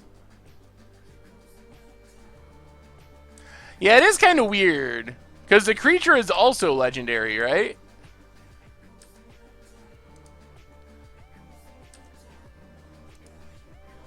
So draw some cards. Block, block, block, and block.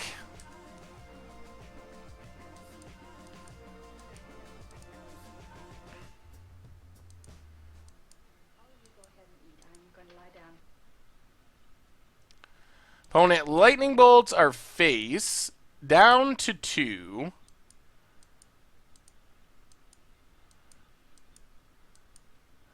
And skull crack. Alright, we got a crack Polluted Delta. Go to 1. Get an island.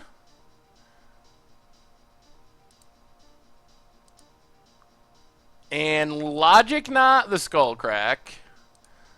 This still isn't great, because our opponent's going to have this Swift Spear left over, and we're at 1. So Logic Knot the skull crack. Maybe we should have just put 1 in front of the Swift Spear. We draw another Brain in the Jar. Alright, let's Brain in the Jar. Draw 2. I think we need a Snapcaster.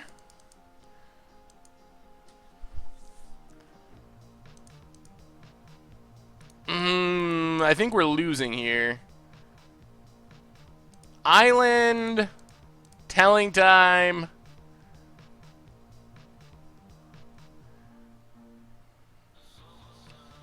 Well, now I guess we take Snapcaster and just hope our opponent whiffs. We're dead to essentially any non-land in our opponent's deck. We didn't have the double white we needed, unfortunately, for Verdict. Yep, Goblin Guy does it. Ooh, we couldn't Verdict. We didn't have double white. There was no way to cast a Verdict. We're at 1 life, so we can't fetch. We can't play Hallowed Fountain untapped. So there was just, we were kind of stuck there, unfortunately.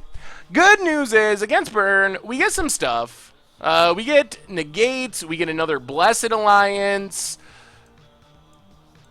We get possibly Dispels, which actually counters a lot of our opponent's stuff.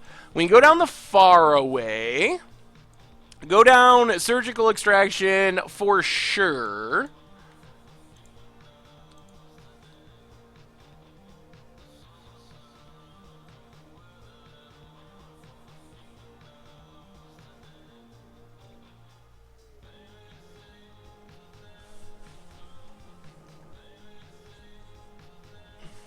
Uh,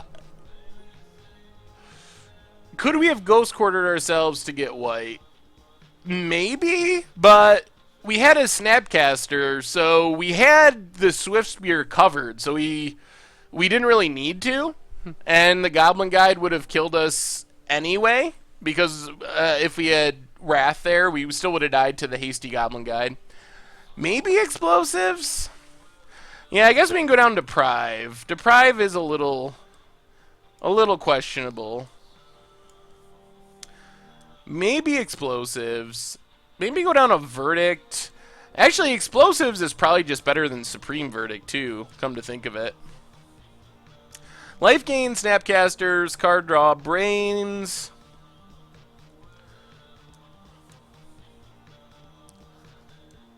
Maybe something like this. Do I think Crush is playable in Modern? Being 5 mana, it's pretty sketchy. That's a lot of mana for Modern. What's the benefit of being Jeskai? Like, what do you get for Jeskai that makes it better? Just like electrolyzes and stuff? Do I think Energy Fog could still be playable after Ether Revolt? I'd have to look at what the format looks like. I think it's possible.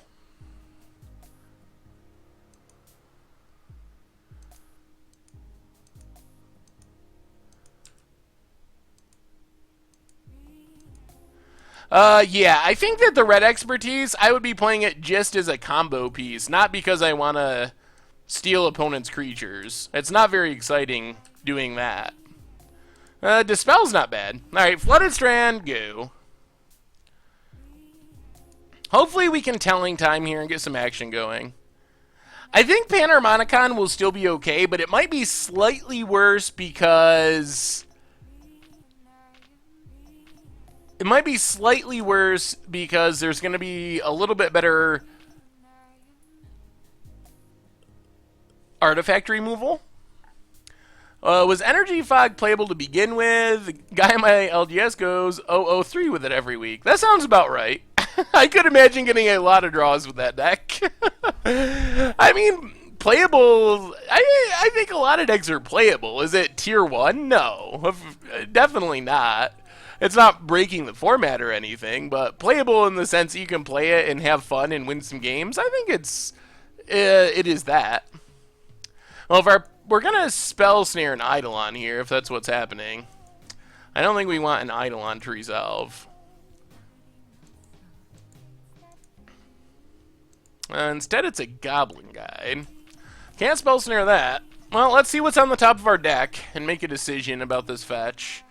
Negate. Yeah, we will shuffle away the negate. Get an island. And just telling time. Mono lands. Yikes. Well, planes in hand. I guess Delta on top, Watery Grave to the bottom. That was not ideal. And we know we're drawing another land.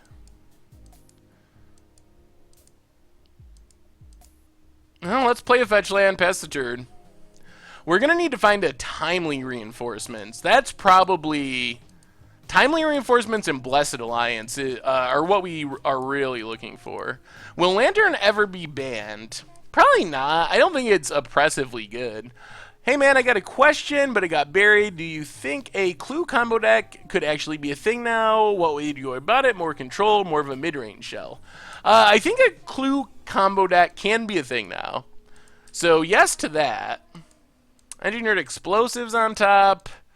Probably going to end up shuffling that away too, actually. Unless our opponent plays another 1-drop. Down to 12. Alright, let's crack our fetch.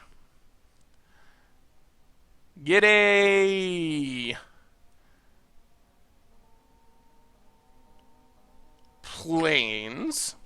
As far as what way I would go about building it, I'm not 100% sure. Come on, Timely Reinforcements!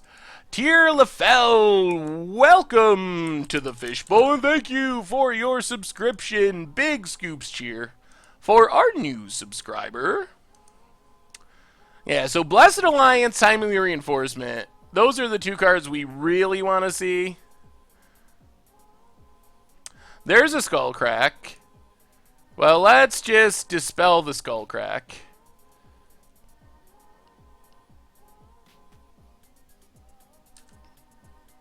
Well, this is not good.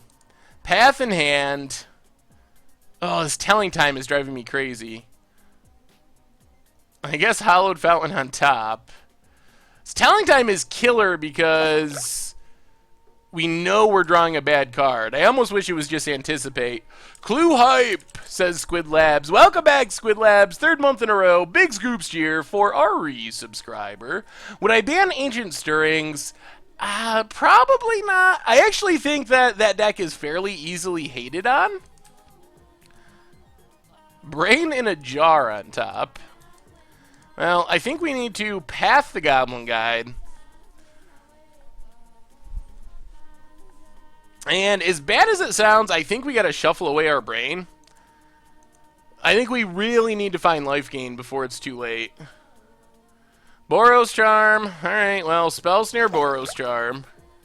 We are 2-0 right now. Venom Morty, welcome to the Fishbowl, and thank you for your subscription. Big scoops here for our new subscriber. Let's get a Watery Grave tapped. What are my thoughts on Consulate Dreadnought? Keep hearing people panicking about it in Standard and Modern. Are you for real? Oh. Alright. Well, I guess we were just doomed to draw a Brain in the Jar. No matter no matter how many times we shuffle. Interesting, interesting, interesting.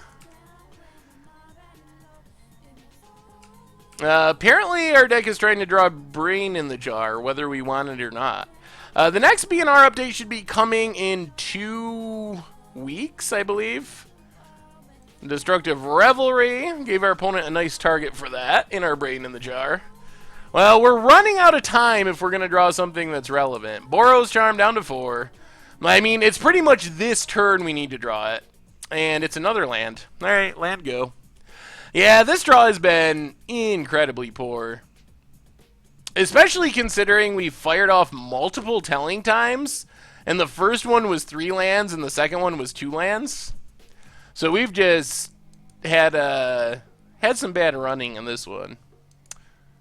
We're doing good until this game. This game, things have kind of fallen apart a bit. Yeah, the 5-0 dream is swiftly dying. But alright, there's a Tarka's command. Yeah, we just never drew any action, which is I'm starting to think that playing Telling Time is incorrect, and that it should just be Anticipate. Because we don't really have any reason we want to put a card on the top of our library. I think that putting a card on top is actually... I think that putting a card on top is actually a drawback rather than a upside, in a lot of situations at least. So I feel like we'd be better off just playing Anticipate there and picking our best card, putting the rest on the bottom. So I'm not sure why the person who created this deck went with Telling Time. If you're playing like Miracles or something, then I can understand. Yeah, I think Serum's expertise could be a good addition to this deck. It basically gives you more ways to cheat Beck Call into play, which is what the deck wants. I was looking to build blue-black metallurgic deck you played a while ago. Any upgrades for Ether Revolt? I'll probably do an article updating the budget magic decks at some point, but I haven't really worked on it yet. I've been working on other stuff, so not yet. I mean, Telling Time is okay against Goblin Guide, I guess, but it's still, I would rather not get the free land, almost. Well, I guess you would rather have the free land, but there was just so many cases where we were forced to put a bad card back on top of our deck, which is not really what we want to be doing. Alright, we'll keep this in the dark. Probably fine. Sea-Chrome Coast for our opponent, and Certain Visions. Blue-White.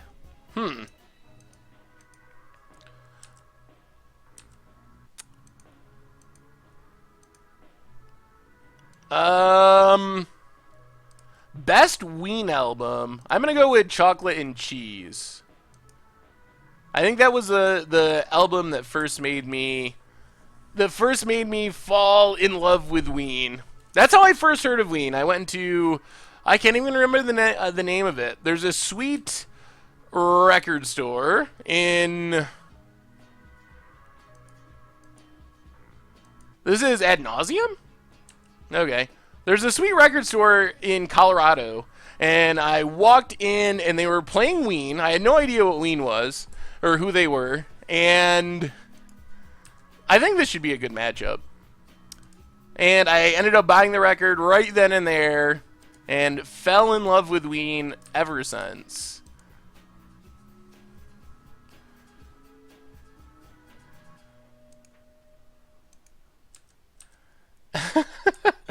Ocean Man makes me think of Sean McLaren. For some reason. I don't know why. Well, I know why, but I don't know why Sean McLaren is so obsessed with Ocean Man in specific. Alright, opponent's ramping. Well, let's just play a Hallowed Fountain. Untapped. Pass the turn. I do like the Flaming Lips as well. Is that really why Sean likes it? Oh, Sean, man. I think we're going to let this Unlife resolve, I guess. I don't know if that's correct. That's probably incorrect. I really want a Telling Time here, even though it's so bad. Alright, we'll let it go. I think we're better off trying to be a little proactive. Thoughts on playing Dredge? Dredge is cool. I don't know if I personally will play it. There's a... That's good. So grab our back, put a Swamp on top, Godless Shrine to the bottom. Now we put a charge counter on our Brain in the Jar. Can't cast anything. Alright, things are starting to shape up a little bit. Assuming our opponent can't go off with counter backup. So play Polluted Delta, pass the turn. So I think we're in okay shape here. We just lost to Burn, actually. So let's see if our opponent can combo this turn.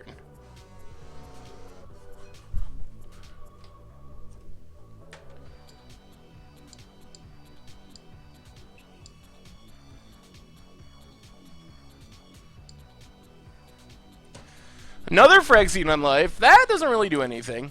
What do you think about the idea of banning all Phyrexian mana cards in Modern? So I've heard that idea floated before. I think a lot of the Phyrexian mana cards, Modern would be better without. But all of them might be a little extreme. So let's get a Breeding Pool. Untapped. Down to 13. And now we're just going to get our bet call out there, draw a bunch of cards. What are we talking about? Best deck in Standard for 5-0ing leagues. Probably an Aetherworks Marvel deck, I assume.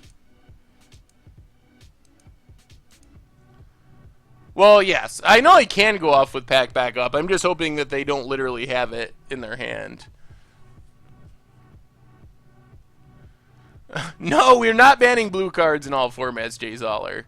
No, no, no. That would be the best way to get me to quit Magic.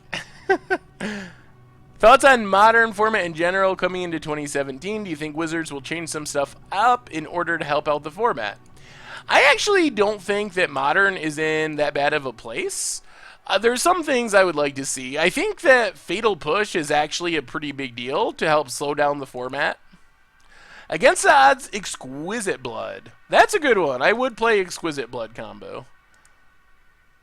Well, we're getting all the counters, but we're a little lacking in... Alright, there's blue mana. That's good. Now we're going to have double counter up, and that should be hard for our opponent to... Should be hard for our opponent to beat double counter. So let's get in. Pass the turn. Discard Blessed Alliance and... I guess just a swamp. Ban Snapcaster? Snapcaster is not really an unfair card, though. Alright, let's crack Pluto Delta. Get an island.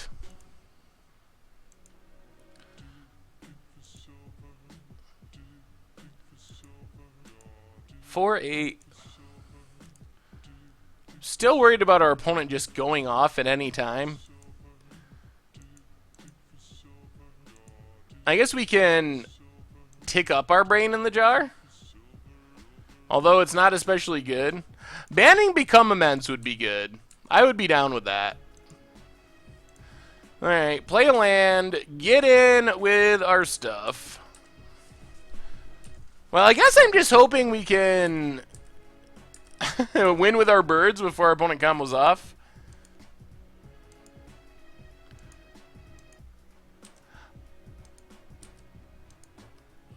Opponent passes.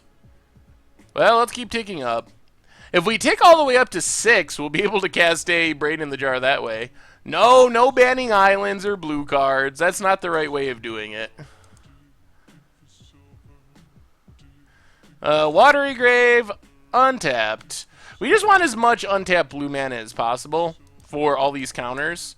We're up to enough blue sources that we have triple counter. I have a hard time imagining that our opponent's going to win through triple counter.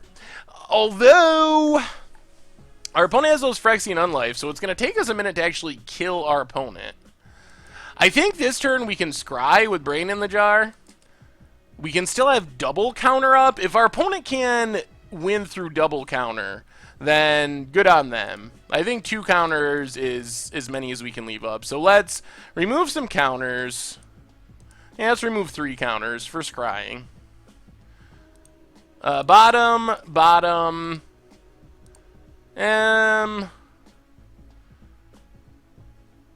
I guess we can keep Think Twice. We can cast it off our Brain in the Jar. My favorite is banning Cryptic. So what would I personally change in Modern if I was running the ship in Modern? That's a good question. If I was controlling Modern, I would consider banning Inkmoth Nexus, but I would probably just ban Become Immense. I would unban Jace the Mind Sculptor. I would probably unban Bloodbraid Elf as well. But otherwise, I don't really think Modern is that bad. I know some people like it, some people don't like it, but I think all formats are like that to some extent. I don't think Modern is, like, especially worse than other formats when it comes to how much people like it. 1, 2, 1, 2, 3. Well, let's think twice. We could just draw into another...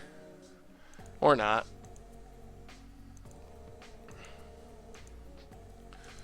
Alright, that's fine. Let's untap. Wouldn't mind another Beck Call. Play Polluted Delta, get in with all of our birds. Sit on our handful of counters.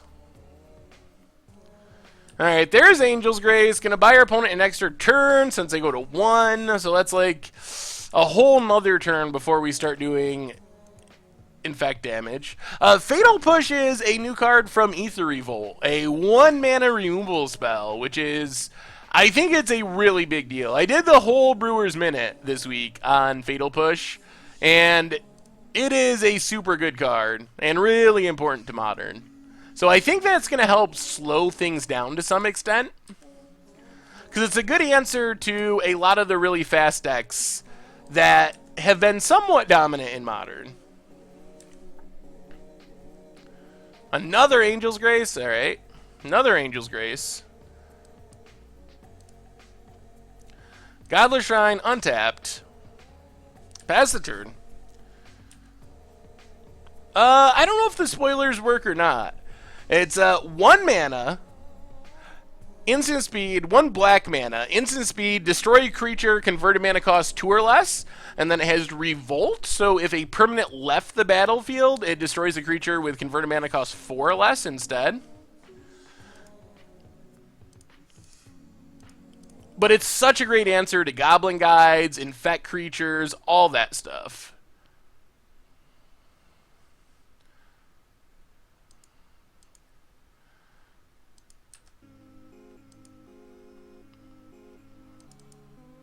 Alright, there's a Ghost Quarter.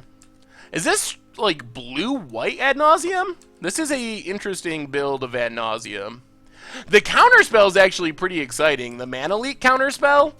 I think that's a lot better than it looks. You can tap artifacts to help pay for it, and it's a 3-mana Mana Leak. But so if you tap an artifact, it's a 2-mana Mana Leak. If you tap 2 artifacts, it's a 1-mana Mana Leak. Obviously, you need specific decks for it, but that's another card I'm actually pretty excited about. Banning 1 Urza's Land would be really funny, just for the troll factor.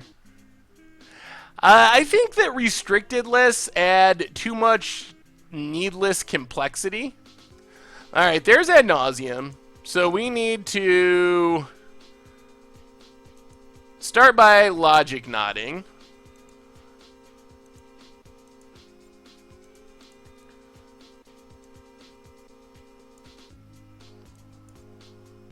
So we'll just logic knot X5.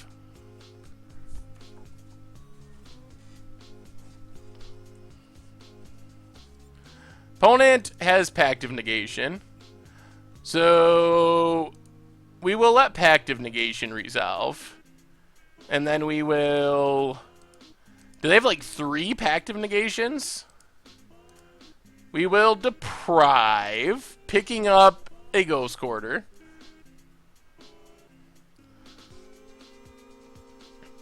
Opponent has another Pact of Negation. If they have 3 Pact of Negations, we're actually going to lose.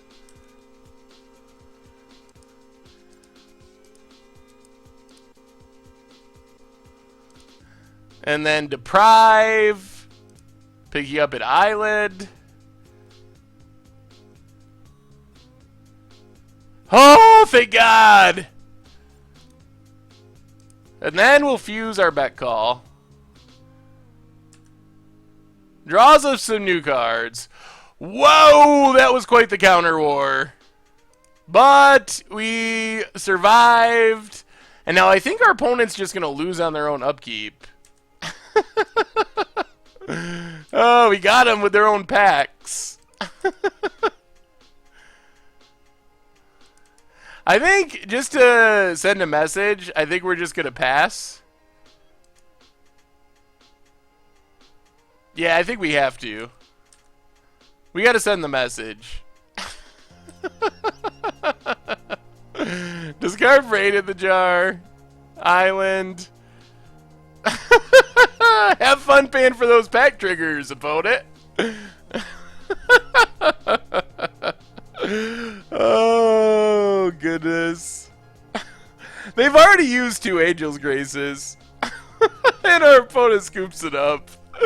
Oh. Maybe that was a little cruel, but it was fun.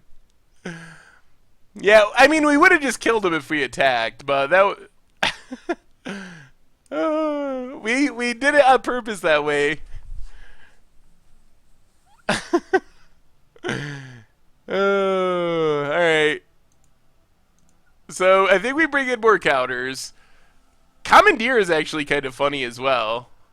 Yeah, if you're going to play your pact, you got to be willing to pay the piper when it comes around. What new vehicle am I most excited about? There's a lot of pretty sweet ones in this set. I think that the 3/5 that crews for 1 and gets lifelink with energy is pretty sweet. And the 6/6 that animates other vehicles, that seems like a pretty sweet against the odds card. I really like the ability to... I really like that. Alright, so go down Supreme Verdicts. Go down paths. We don't really have any artifact removal. Go down far and away. Yep. Maybe bring in the Ruined Halo? The 1-mana 7/11 is pretty sweet, too. Probably go down Blessed Alliance. What are we bringing in? Is there any chance we're going to lose to, what's it called? The Laboratory Maniac? Do I need to be leaving in any creature removal to not die to Laboratory Maniac? Or are we just going to lose to that anyway, so it doesn't matter? I guess we probably can't stop that from... Spell Snare is okay. It hits a couple of things. We got to bring in 2 more cards, I think. Alright, so I won't worry about Laboratory Maniac. I guess we could just bring in more Surgicals? I expect that Marvel is not going anywhere. Marvel is so insane. Maybe something like this?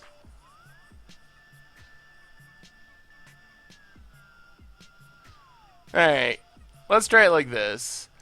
Ether Revolt looks insane. The set looks so powerful and so good. I am super excited. I haven't been this excited to brew with a standard set in a long, long time. So I am super, super excited for Ether Revolt.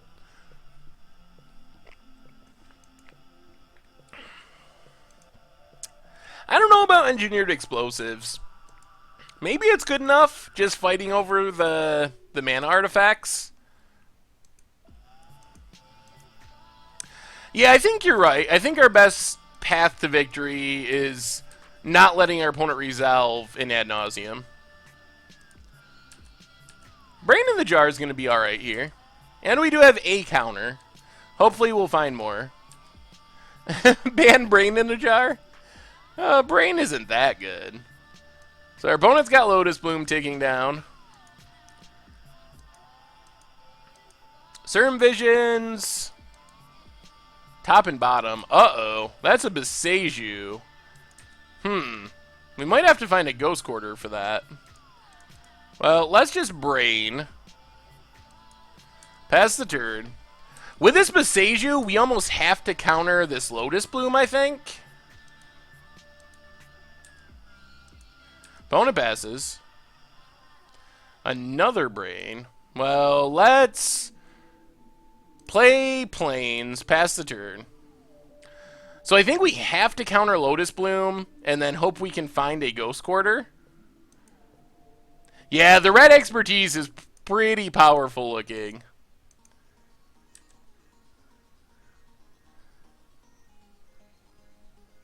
Alright, Lotus Bloom's coming down.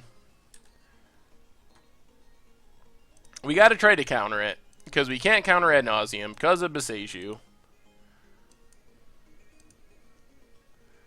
Alright, that worked.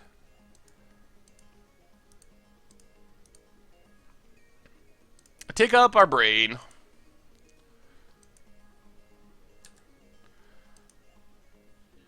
Opponent passes.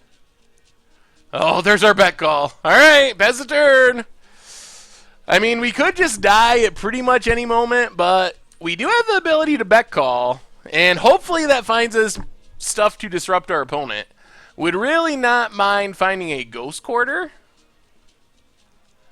Alright, so first let's crack Flooded Strand. Get a Watery Grave. Untapped. Now we're going to Brain in the Jar.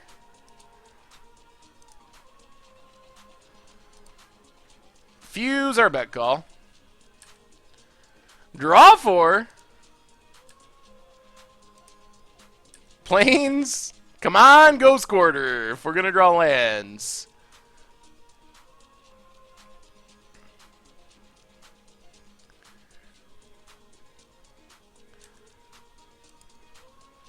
Oh, Glacial Fortress, not a Ghost Quarter. Our life total just isn't relevant in this matchup, so I tend to play my lands untapped. Our opponent's not going to kill us accidentally. They're either going to do a pretty much infinite amount of damage, or they're not going to kill us. So there's little downside in playing our lands untapped. Alright, there's Ruined Halo. We'll take that. Flooded Strand on top.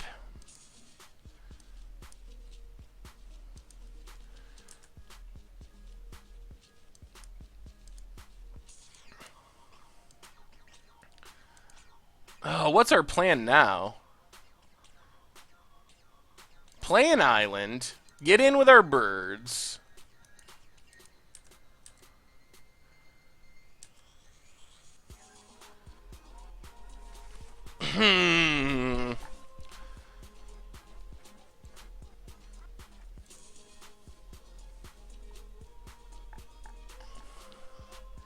I guess we could do that.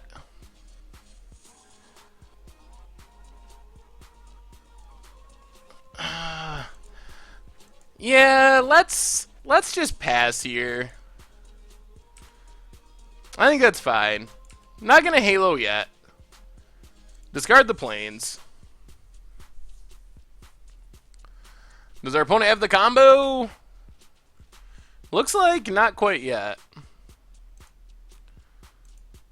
So let's Telling Time.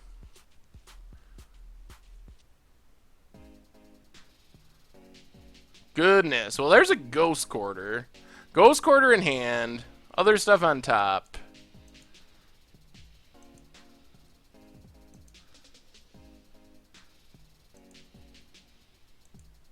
Hey, what's up, Obsidian Raven? Alright, if we're dead, we're dead. We're gonna scry here.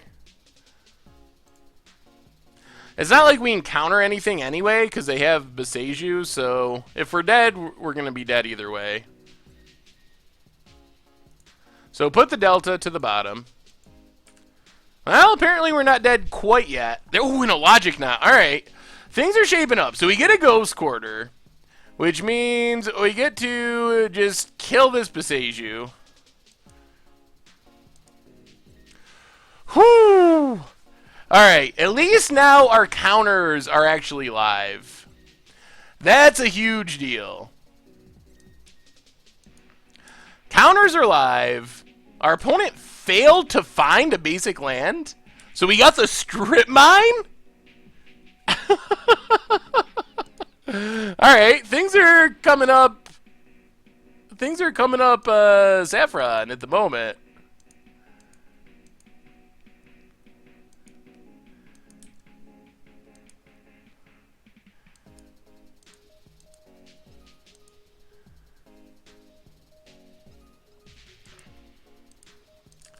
Alright. Untap. Another Telling Time. Well, get in with our birds. This is Game 2, Match 4 of our league. I think we're actually in good shape now. Verano Verente. 2 months in a row. Love the work, Seth. Happy New Year. Well, Happy New Year to you. Thank you so much for the support and the subscription. Big scoops cheer for our new subscriber. Resubscriber. Sorry. I don't think it's worth playing Ruined Halo. I think it's better to leave up our mana. We don't even really know for sure what win condition our opponent's on. So I think just leaving up a million counter spells is a pretty reasonable path to victory. Opponent has Serum Vision.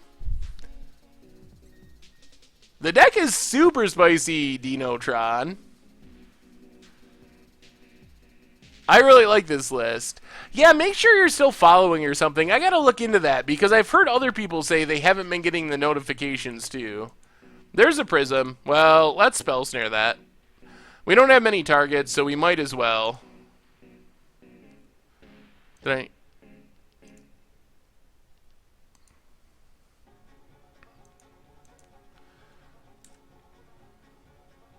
Bonabazes. So we will Telling Time. Well, I guess we just take another Ghost Quarter since we know it's in Strip Mine mode, and Strip Mine mode's pretty good. I think we're gonna win just from Strip Mining. Crack our Flooded Strand. That is true. We get multiple counters by leaving our mana up.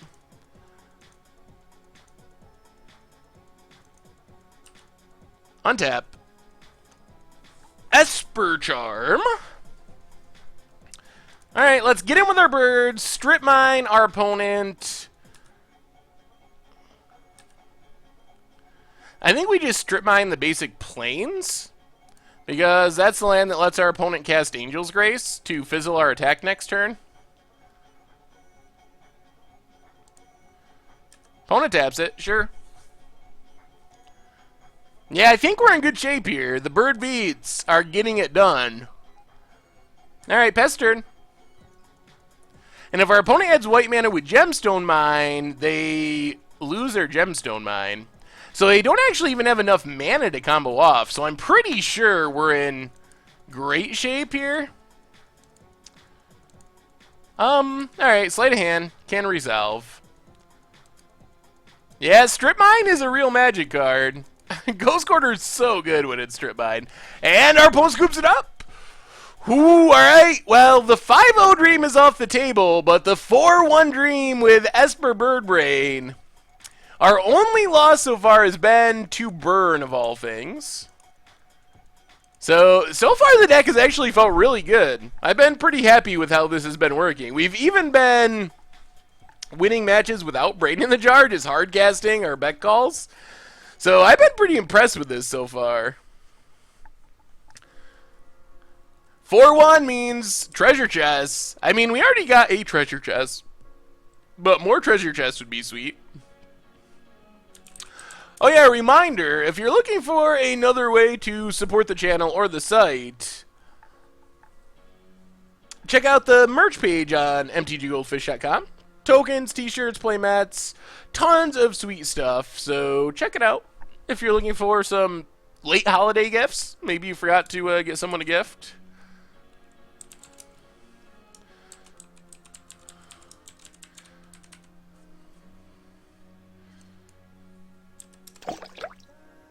There you go, awesome dude. You have officially been modded for your awesomeness.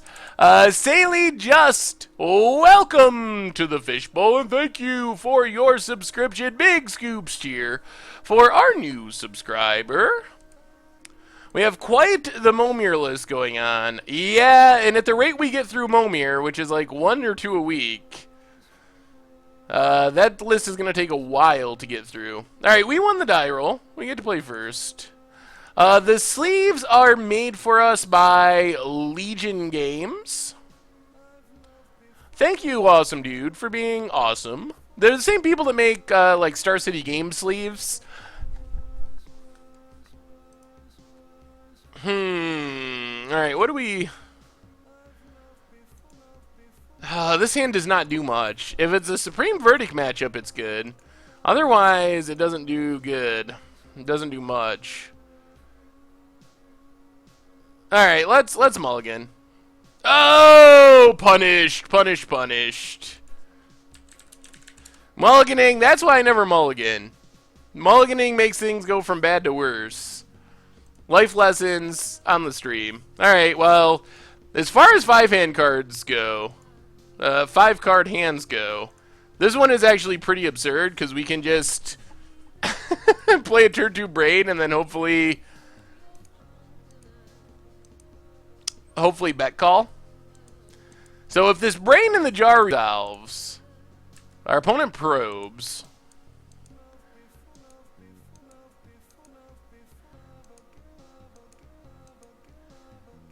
Yeah, we have a lot of counter spells in this deck. So many counters. It seems like the Ad Nauseum matchup is probably one of our better matchups, just because we have so many counters. I mean, you had double Pact of Negation, and if you can't win with double Pact of Negation, you're going to have a hard time. So there's not much more you can hope for than that. Come on, no. Oh, no! Oh, they have it. Yep. Well, life ruined. So much for the 4-1. Oh, dear. Yeah, we are in serious trouble now. Well, on our mull to 5, that was like the only thing we had going for us, is the possibility of a quick back call. Now we have nothing going for us. Not even a little anything. Well, we still get one chest. There's the Delver. Oh, Lord. You know these are going to flip next turn, because our opponent has them. So, Delvers are going to flip. We're going to take 6, 3 turns in a row, and the game will end. Aye. Yep, there it is. Serum Visions. There's a blind flip. I told you! I flip Delvers approximately 3% of the time. My opponents flip it 97% of the time. That's why I don't play Delver. I'm not lucky enough to play Delver. But the rest of the world is. Oh, jeez. The funny thing is, if we kept our original hand, we probably would be okay, because we could have... Like, if this had happened, we would have just Supreme Verdict, and we would have been way better keeping that 5-land Logic Knot... Alright. Would have been way better keeping 5-land Logic Knot hand than we were with this hand.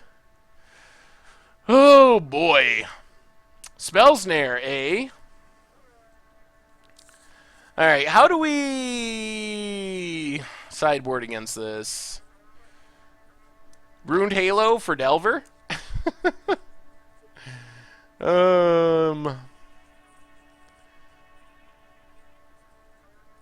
I guess we could Commandeer to force, I guess Spell Snare doesn't do anything. We can't really change the target to anything.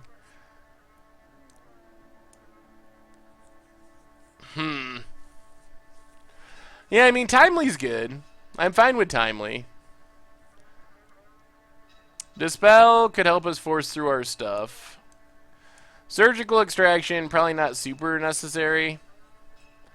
No discard.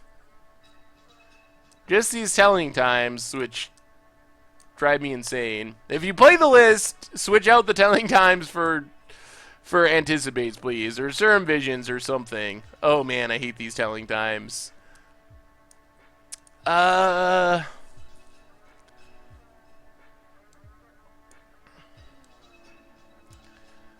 are we going down, though, is the big question. Maybe go down the Deprives? Deprives pretty painful counter. There's some weird things in this list. I'm not sure why it's playing Deprives. Well, hello to Pedro and Geraldo. From a request from our opponent. So, hello to them.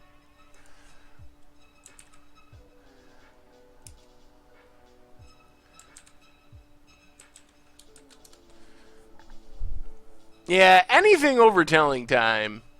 Telling time is just, oh man. It feels like it's got to be the worst option. To the point where we might just go down a copy. Yeah, let's go down a telling time. Let's try it like this. Alright. I don't think we go down Brain in the Jar. It's like our best way of winning the game. We're actually very dependent on Brain in the Jar. Okay. I mean, let's see if we get... get snared. Polluted Delta, go. As long as we don't get spell snared. Yes. Get a land. Alright, there's a Delver. Well, let's crack Polluted Delta. Get a Watery Grave tapped. Well, looks like we're actually going to get down a Brain in the Jar. Pass the turn. Does our opponent get the blind flip? You know it. You know what's going to happen. Oh, it did flip! We're so lucky.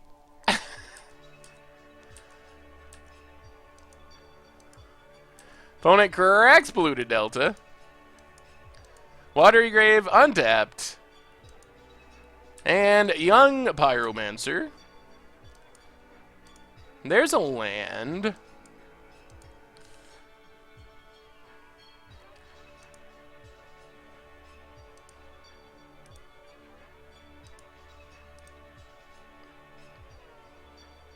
Alright, let's take up our brain. Path. The young Pyromancer, I think. So, Pyromancer down. Now we just gotta find a Beck Call before we die.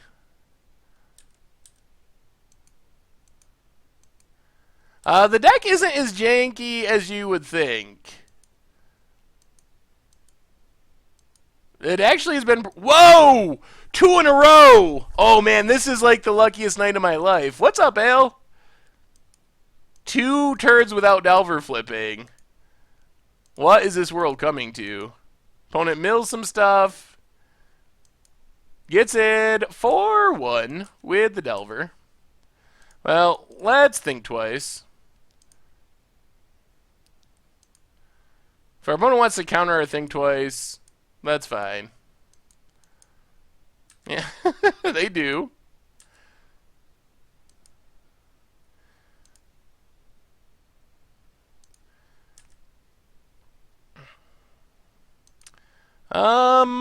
What do we do here?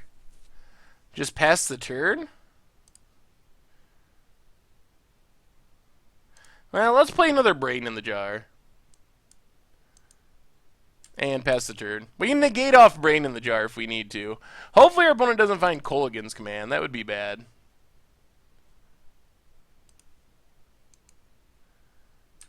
Delver? Flipping?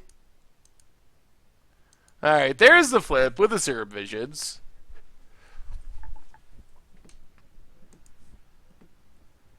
We are down a game. Down a game in the last match of our league. Opponent gets in with the Delver. Yep, down to 14.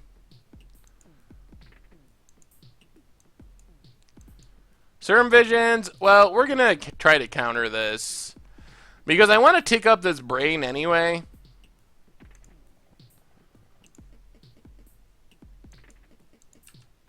So, counter Serum Visions. Because we want to be able to draw with this Esper Charm. Oy, that's an Angler. Man, that's a fast clock. Oy, that is not good. We really need a Supreme Verdict, like, super quickly. Oh. Or this. This works. Let's fuse a Faraway. So... yes! Our one-up Faraway. So let's take that up. Brain in the Jar. That was a super good draw. Like, maybe the best draw in our deck. So we get to fuse. Bounce Delver and make our opponent sack Gurmag Angler. Whoo! With negate backup, no less.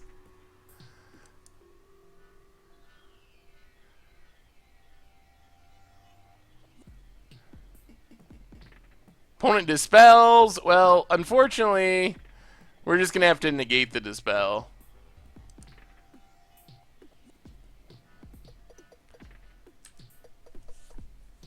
Well, we kind of cleared the board. Our brains are at weird numbers, but our opponent doesn't have a threat anymore. So we're kind of still in this. Painful Truce draws our opponent some cards. Down to 11. Scalding Tarn cracks it. We are way outnumbered as far as cards, unfortunately. Steam Vents and Delver. We might just hardcast this. Yeah, let's just draw 2 hardcasting.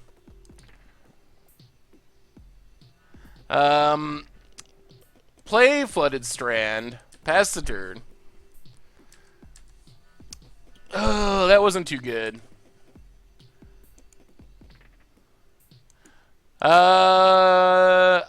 I don't know. I think our opponent would have just been able to replay the Angler, so I don't think it would have been as good to bounce the Angler there.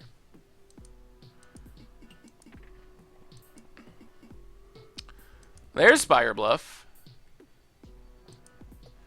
We could still use a Supreme Verdict. That would be pretty helpful. Another Delver. Yikes.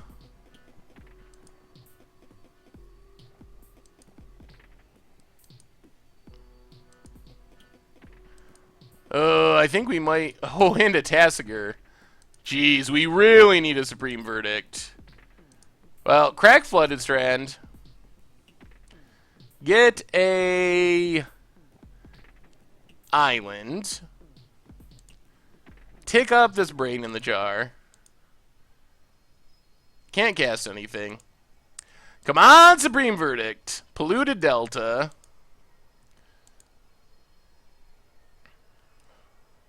Alright, let's... Brain in the Jar. Cast Telling Time.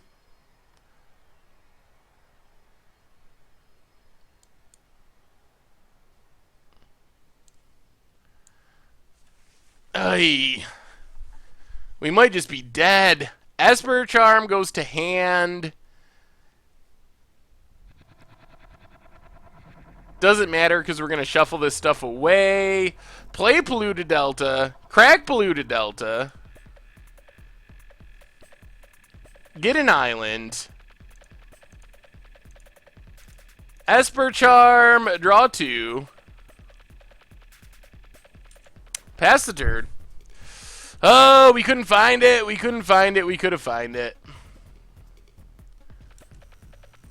I was hoping that with that digging we would find a Supreme Verdict. That's the card that we really needed.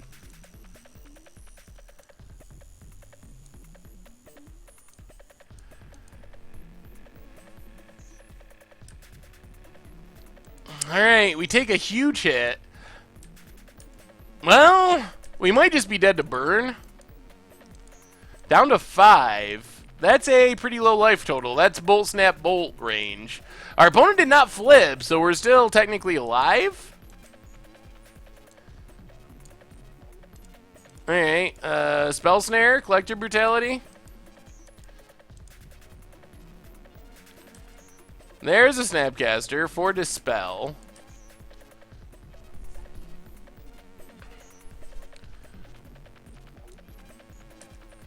Well, I mean, I guess we literally just have to peel Supreme Verdict to have any shot. And that's not guaranteed, but if we peel Supreme Verdict, we're still sort of in the game. Path to Exile. Well, we get to think twice.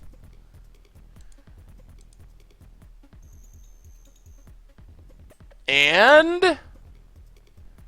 Supreme Verdict? One time? Another Ghost Quarter. Alright. Oh, dear. Well... Well, the deck went pretty well. Didn't end up getting the 4-1.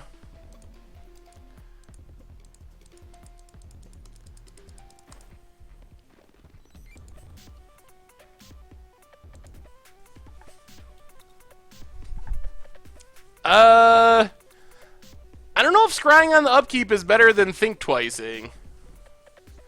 I guess we could have scryed 2 instead of 1, but if we scry, then we wouldn't be able to think twice. So, I don't know. Maybe? We'd have to pay 3. So, I don't know. It's pretty close. I guess we could have drained our Brain in the Jar all the way to 0. So, I don't know. Anyway, so the deck was pretty sweet. A little bit disappointed that we didn't get the 4-1. We ended up with the 3-2, which isn't bad for playing definitely a Rogue Brew. So it'll be interesting to see if the cheat back call into play strategy gets even better with the new Ether Revolt cards. So let's crack open this treasure chest. We get one, and you never know, sometimes 1 is all you need, so maybe this will be the Liliana. We haven't opened anything good in the chest in a long, long time. Okay. Well, I mean, Godless Shrine is a playable card. We got the old double rare with a curated card. Rare number 1, Dreamborn Muse. Rare number 2, Godless Shrine. And Godless Shrine is sweet, But I actually think it's worth less than a treasure chest, especially the gate crash version. Alright, 2.82 tick, so it's actually not that bad. So it's reasonable. It's about the same as a treasure chest, so it ended up alright. And then hope against hope, and not good. So, a fine treasure chest, I guess. We haven't opened anything great, though, in a long, long time. Really, since I made that one video where we opened Blood Moons and had, like, insane running, I haven't opened anything good since then. I think I used up all my opening luck in that one video. So, alright, I think, what is it, 8:30? Alright, we have time to close out the stream with one match of Momir tonight. So, let's see. How do I...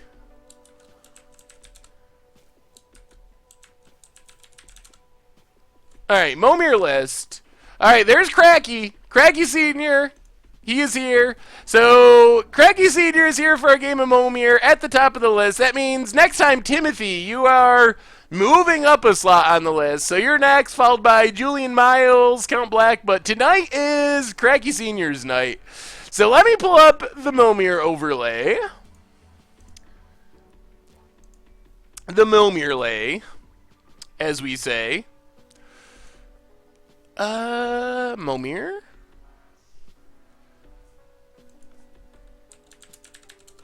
I know, I'm always getting ghosted in Momir. I think we'll keep this land heavy hand. See you, awesome dude. Have a great night. Have a good weekend. See you on Tuesday for another one. Swamp for our opponent. And passes. Alright, there's the Momir lay. Bastard. Thanks again for maintaining the Momir list, Jay Zoller. Super helpful. We're so much more organized than we were a couple weeks ago. You'd snap keep all lands in Legacy. Choose an opponent who has at least 2 or fewer creature cards in his or her graveyard than you. Destroying target... Wait. At least 2 fewer. Okay, so that's not going to do anything. Had to read that twice, because it's worded oddly. I was afraid that was just going to shoot down our creatures all game. That would be so bad. We get... Name a creature, reveal the top 4 cards of your library, put all of them with the name in your hand, put the rest in your graveyard. Okay, so we can mill ourselves with our Wood Sage. What was the reasoning behind calling the Eggs Budget Magic Ironworks combo? People go back and forth with the name Fangrim. Some people call it Egg, some people call it Ironworks combo. Since they banned Second Sunrise, it seems like there's been more calling it of Ironworks combo that I've heard. So I don't know. Or CKI or whatever. Alright, let's play Mountain. And make a 3-drop. We have to have 2 or... Wait. Am I misunderstanding? Choose target opponent that had at least 2 fewer creature cards. So we're never going to have 2 fewer creature cards in our graveyard than our opponent. Because there's no creature cards in graveyards. Hidden Horror... sack it unless you discard a card? I'm not gonna... Oh, we can't. Discard a creature card. We don't even have the option to do that.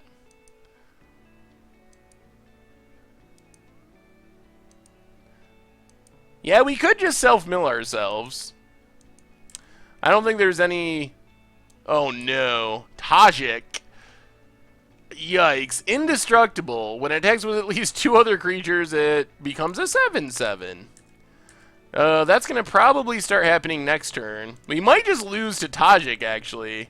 I don't know if we can beat that.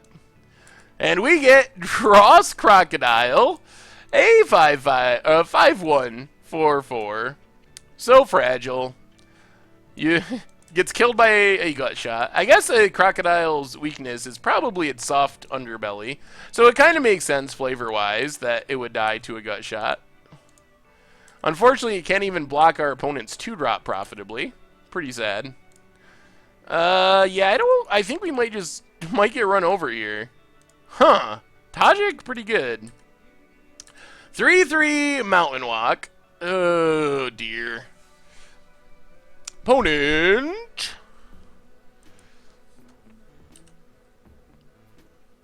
Flowstone something. Champion? Sculpture. Discard a card. Put a +1/+1 counter on it. It gains flying. So forth until end of turn. Man, my mouse is still driving me crazy. So let's block there, block there. I guess the one way we can get around Tajik is just keep killing creatures so our opponent doesn't have Battalion. That's not very easy, though. We'll make a 6-drop. Ooh, Realm Seeker. Search your library for a land card, reveal it, put it in your hand. We don't have any green mana, though.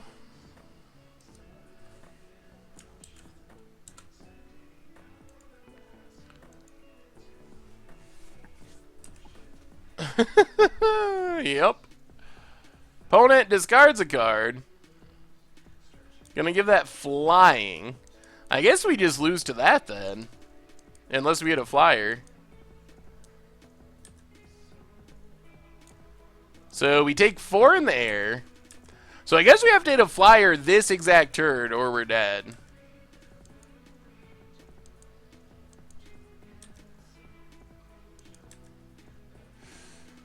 We'll play the forest in case we need one for Realm Seekers. Discard the swamp. Flyer? One time? Ooh, alright.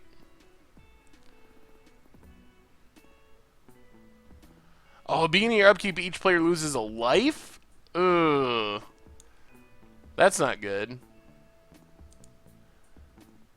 Now we're going to lose to our own Blood Tyrant.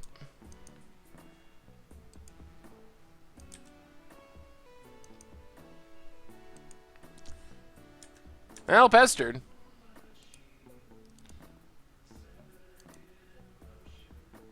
Did the chat stop working?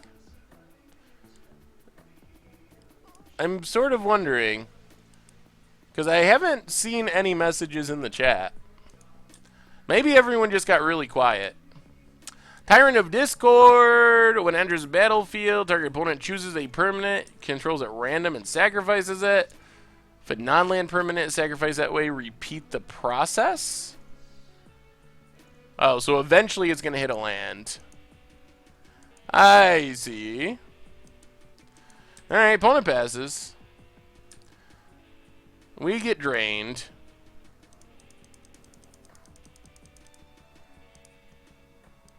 Huh. I don't think the chat's working at the moment.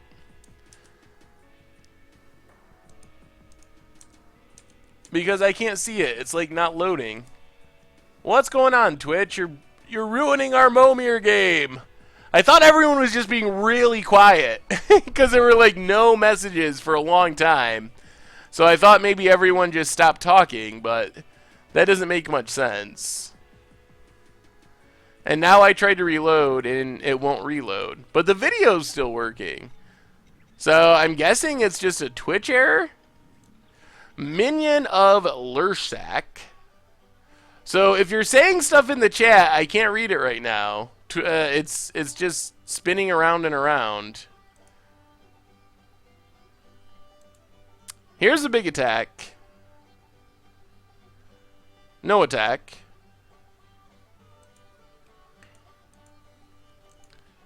And opponent passes. Well, we need something pretty good to not die to our own Blood Tyrant. I'm missing the chat. Chancellor of the Draws, Flying Lifelink. That would have been good last turn, but now we're dead to our own board. I guess we can pass and see. Maybe our opponent will make a mistake.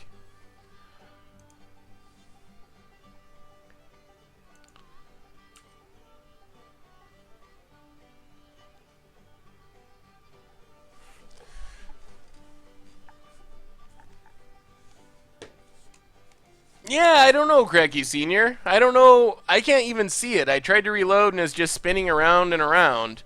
I'm guessing it's got to be on Twitch's end.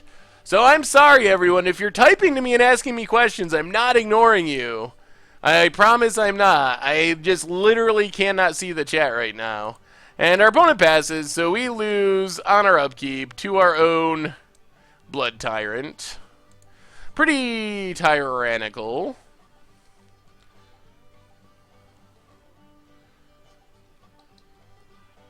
Alright, let me see. Maybe if I get on this other... Let me look on my other computer. Make sure it's not me. It's gotta be Twitch. Wow, it's so weird streaming without chat. I'm so used to just talking to the chat all the time. I'm so lost without it. Alright, we get to play first. Yeah, it's not working out my other one either. I do not know. Twitch has betrayed us. We'll keep our hand, though. Maybe it'll just magically start working. Play Swamp. Go. See what Cracky Senior has up his sleeve. There's a mountain. And passes. Well, play a mountain. Discard our island. The worst of the basic lands. Still no chat. Twitch, Twitch, Twitch.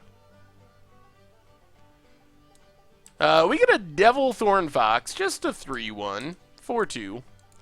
I guess not the worst of 2-drops, but not great. Doesn't do anything exciting. Opponent gets a Venom Sliver. Has Death Touch. I guess that's fine. We'll just pass the turn. Gotta skip our 3-drop since we're on the play to get up to 8.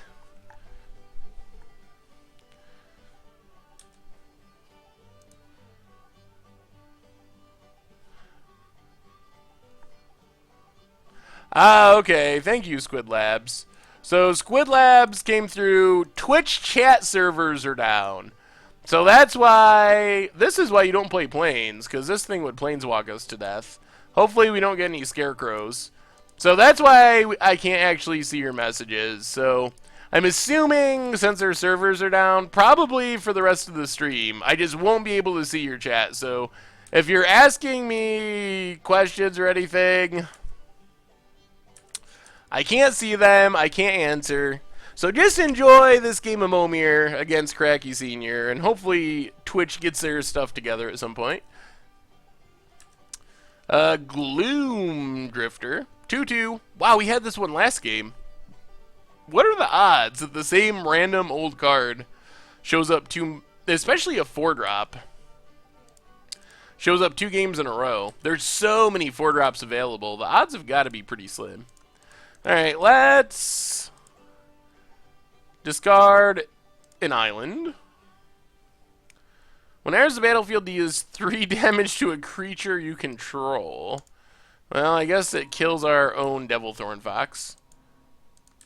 Pass turn.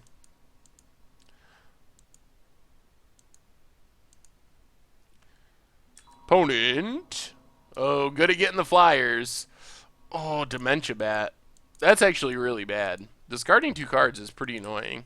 Our opponent would have to skip their turn to do it, though, so maybe it's not worth it.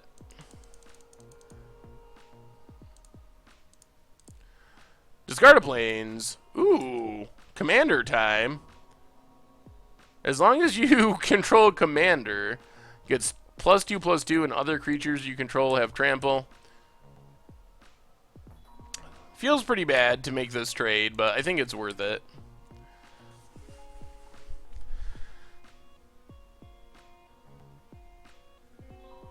Oh, what's Cracky Senior doing here? Oh, I don't like the sounds of that. Gets in with the flyers. Puts us down to 18.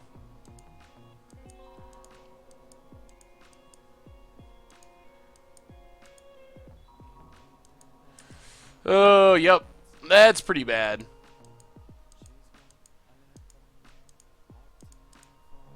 Yeah, that's like a double time lock, pretty much. If we still want to get to 8 drops, which you pretty much have to. We're not going to win making 6 drops. So we got to skip a drop here to get in. We'll get in for 5. I guess we can make 7s and just hope we get lucky. 7s aren't great, but they're better than 6s. Also puts us at phage risk. Depends on what our opponent gets. A 6-7. Yeah, we probably got to make a 7 because we got to be able to block. We can't just keep getting hit. Oh, it feels so bad to not get to 8 because you get things like Ridge Branneret. Things like this are not very common at 8, but there's a lot of variance in the 7 drops. Some of them are just pretty bad. When the 8 drops are usually... just kidding! Oh, our opponent got an Akron Legionnaire. So it can't actually attack, which means we're back to 8 drops. Can't attack.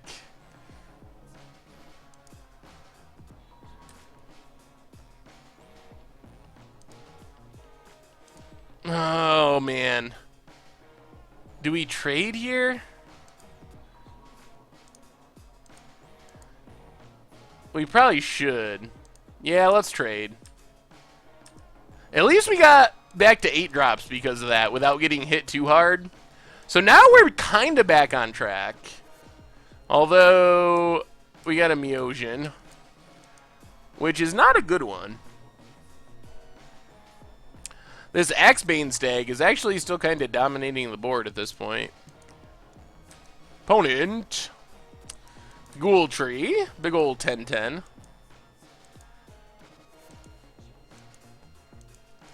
Attacks. Well, we will just double block this Stag. Get it off the table. Lose one of our things. Probably the 6-4, I guess.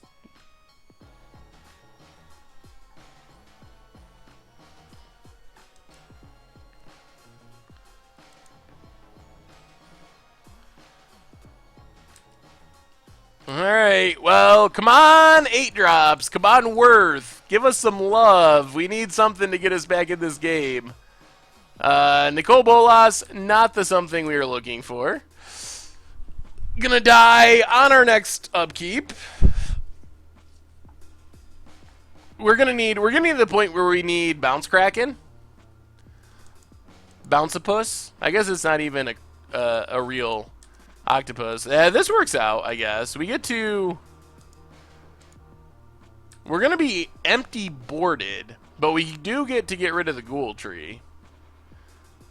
We're going to lose Nicole Bolas. So we need removal, Platinum Empyrean, Hover Guard Sweepers.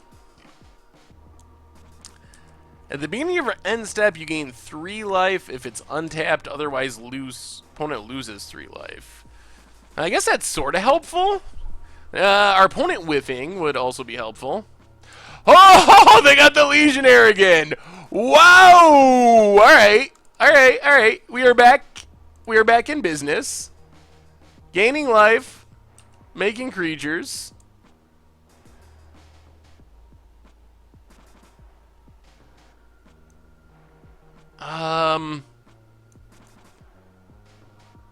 Let's just pass for now. Gain some life. We actually don't want to... I wish we could get something that could block this. Like a big wall. A big wall would be really nice. Opponent gets in for 8. We take it. This does just buy us time, though.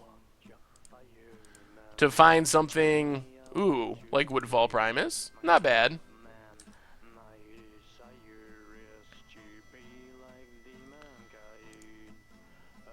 Well, we might as well get in with our Trampler. And now our opponent's back to making 7 drops, which is actually pretty helpful. Alright, blocks with a worm. Yep. We gain 3 life. Opponent's going to skip their drop.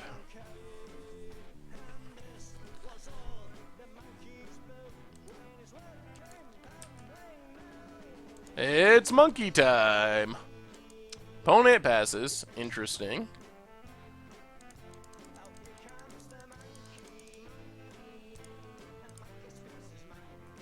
Vexing Scuttler. So bad. Alright, pass the turn. Gain some life. We're not getting too far ahead.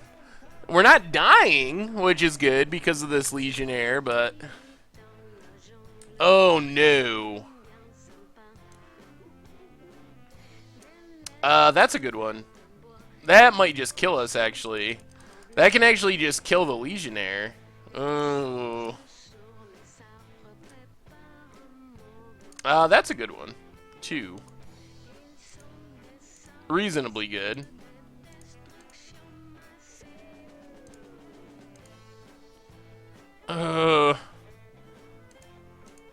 Alright, let's pass. None of this feels good. I feel like we're back to needing a Bounce Kraken or something because of that Avatar of Woe. We got to be able to get a removal spell creature.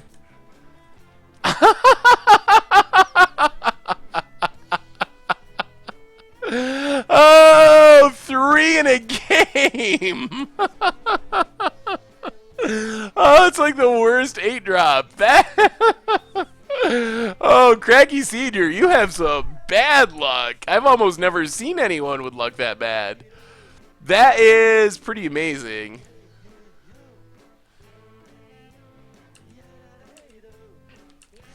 Alright, we'll help you get rid of one of them. We don't want to lose our Imperial Archangel. Come on, Hoverguard Sweepers! Or this thing, Axelrod Gunnarsson. Whenever a creature dealt damage by it dies, gain a life, deals 1 damage to a player.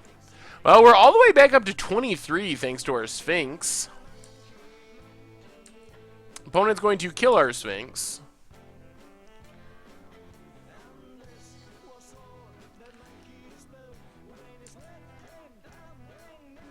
Okay, is that unblockable? Island Walk, alright, not unblockable. Benthic Behemoth. Well, we just gotta try to live as long as we can. That's really our only real shot. We gotta live and hit a removal creature.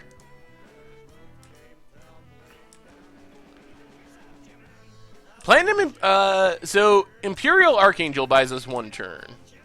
So we have like 2 turns, I think, to hit a removal spell type creature. This turn would be best. Celestial Force would be sweet, except it's just going to keep dying.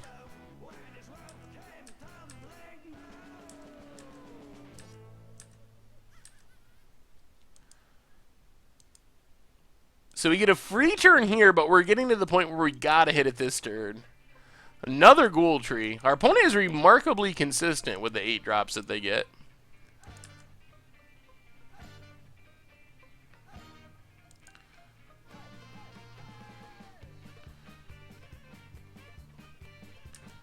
Alright, well, we actually get 1 more turn. Oh, no, we don't.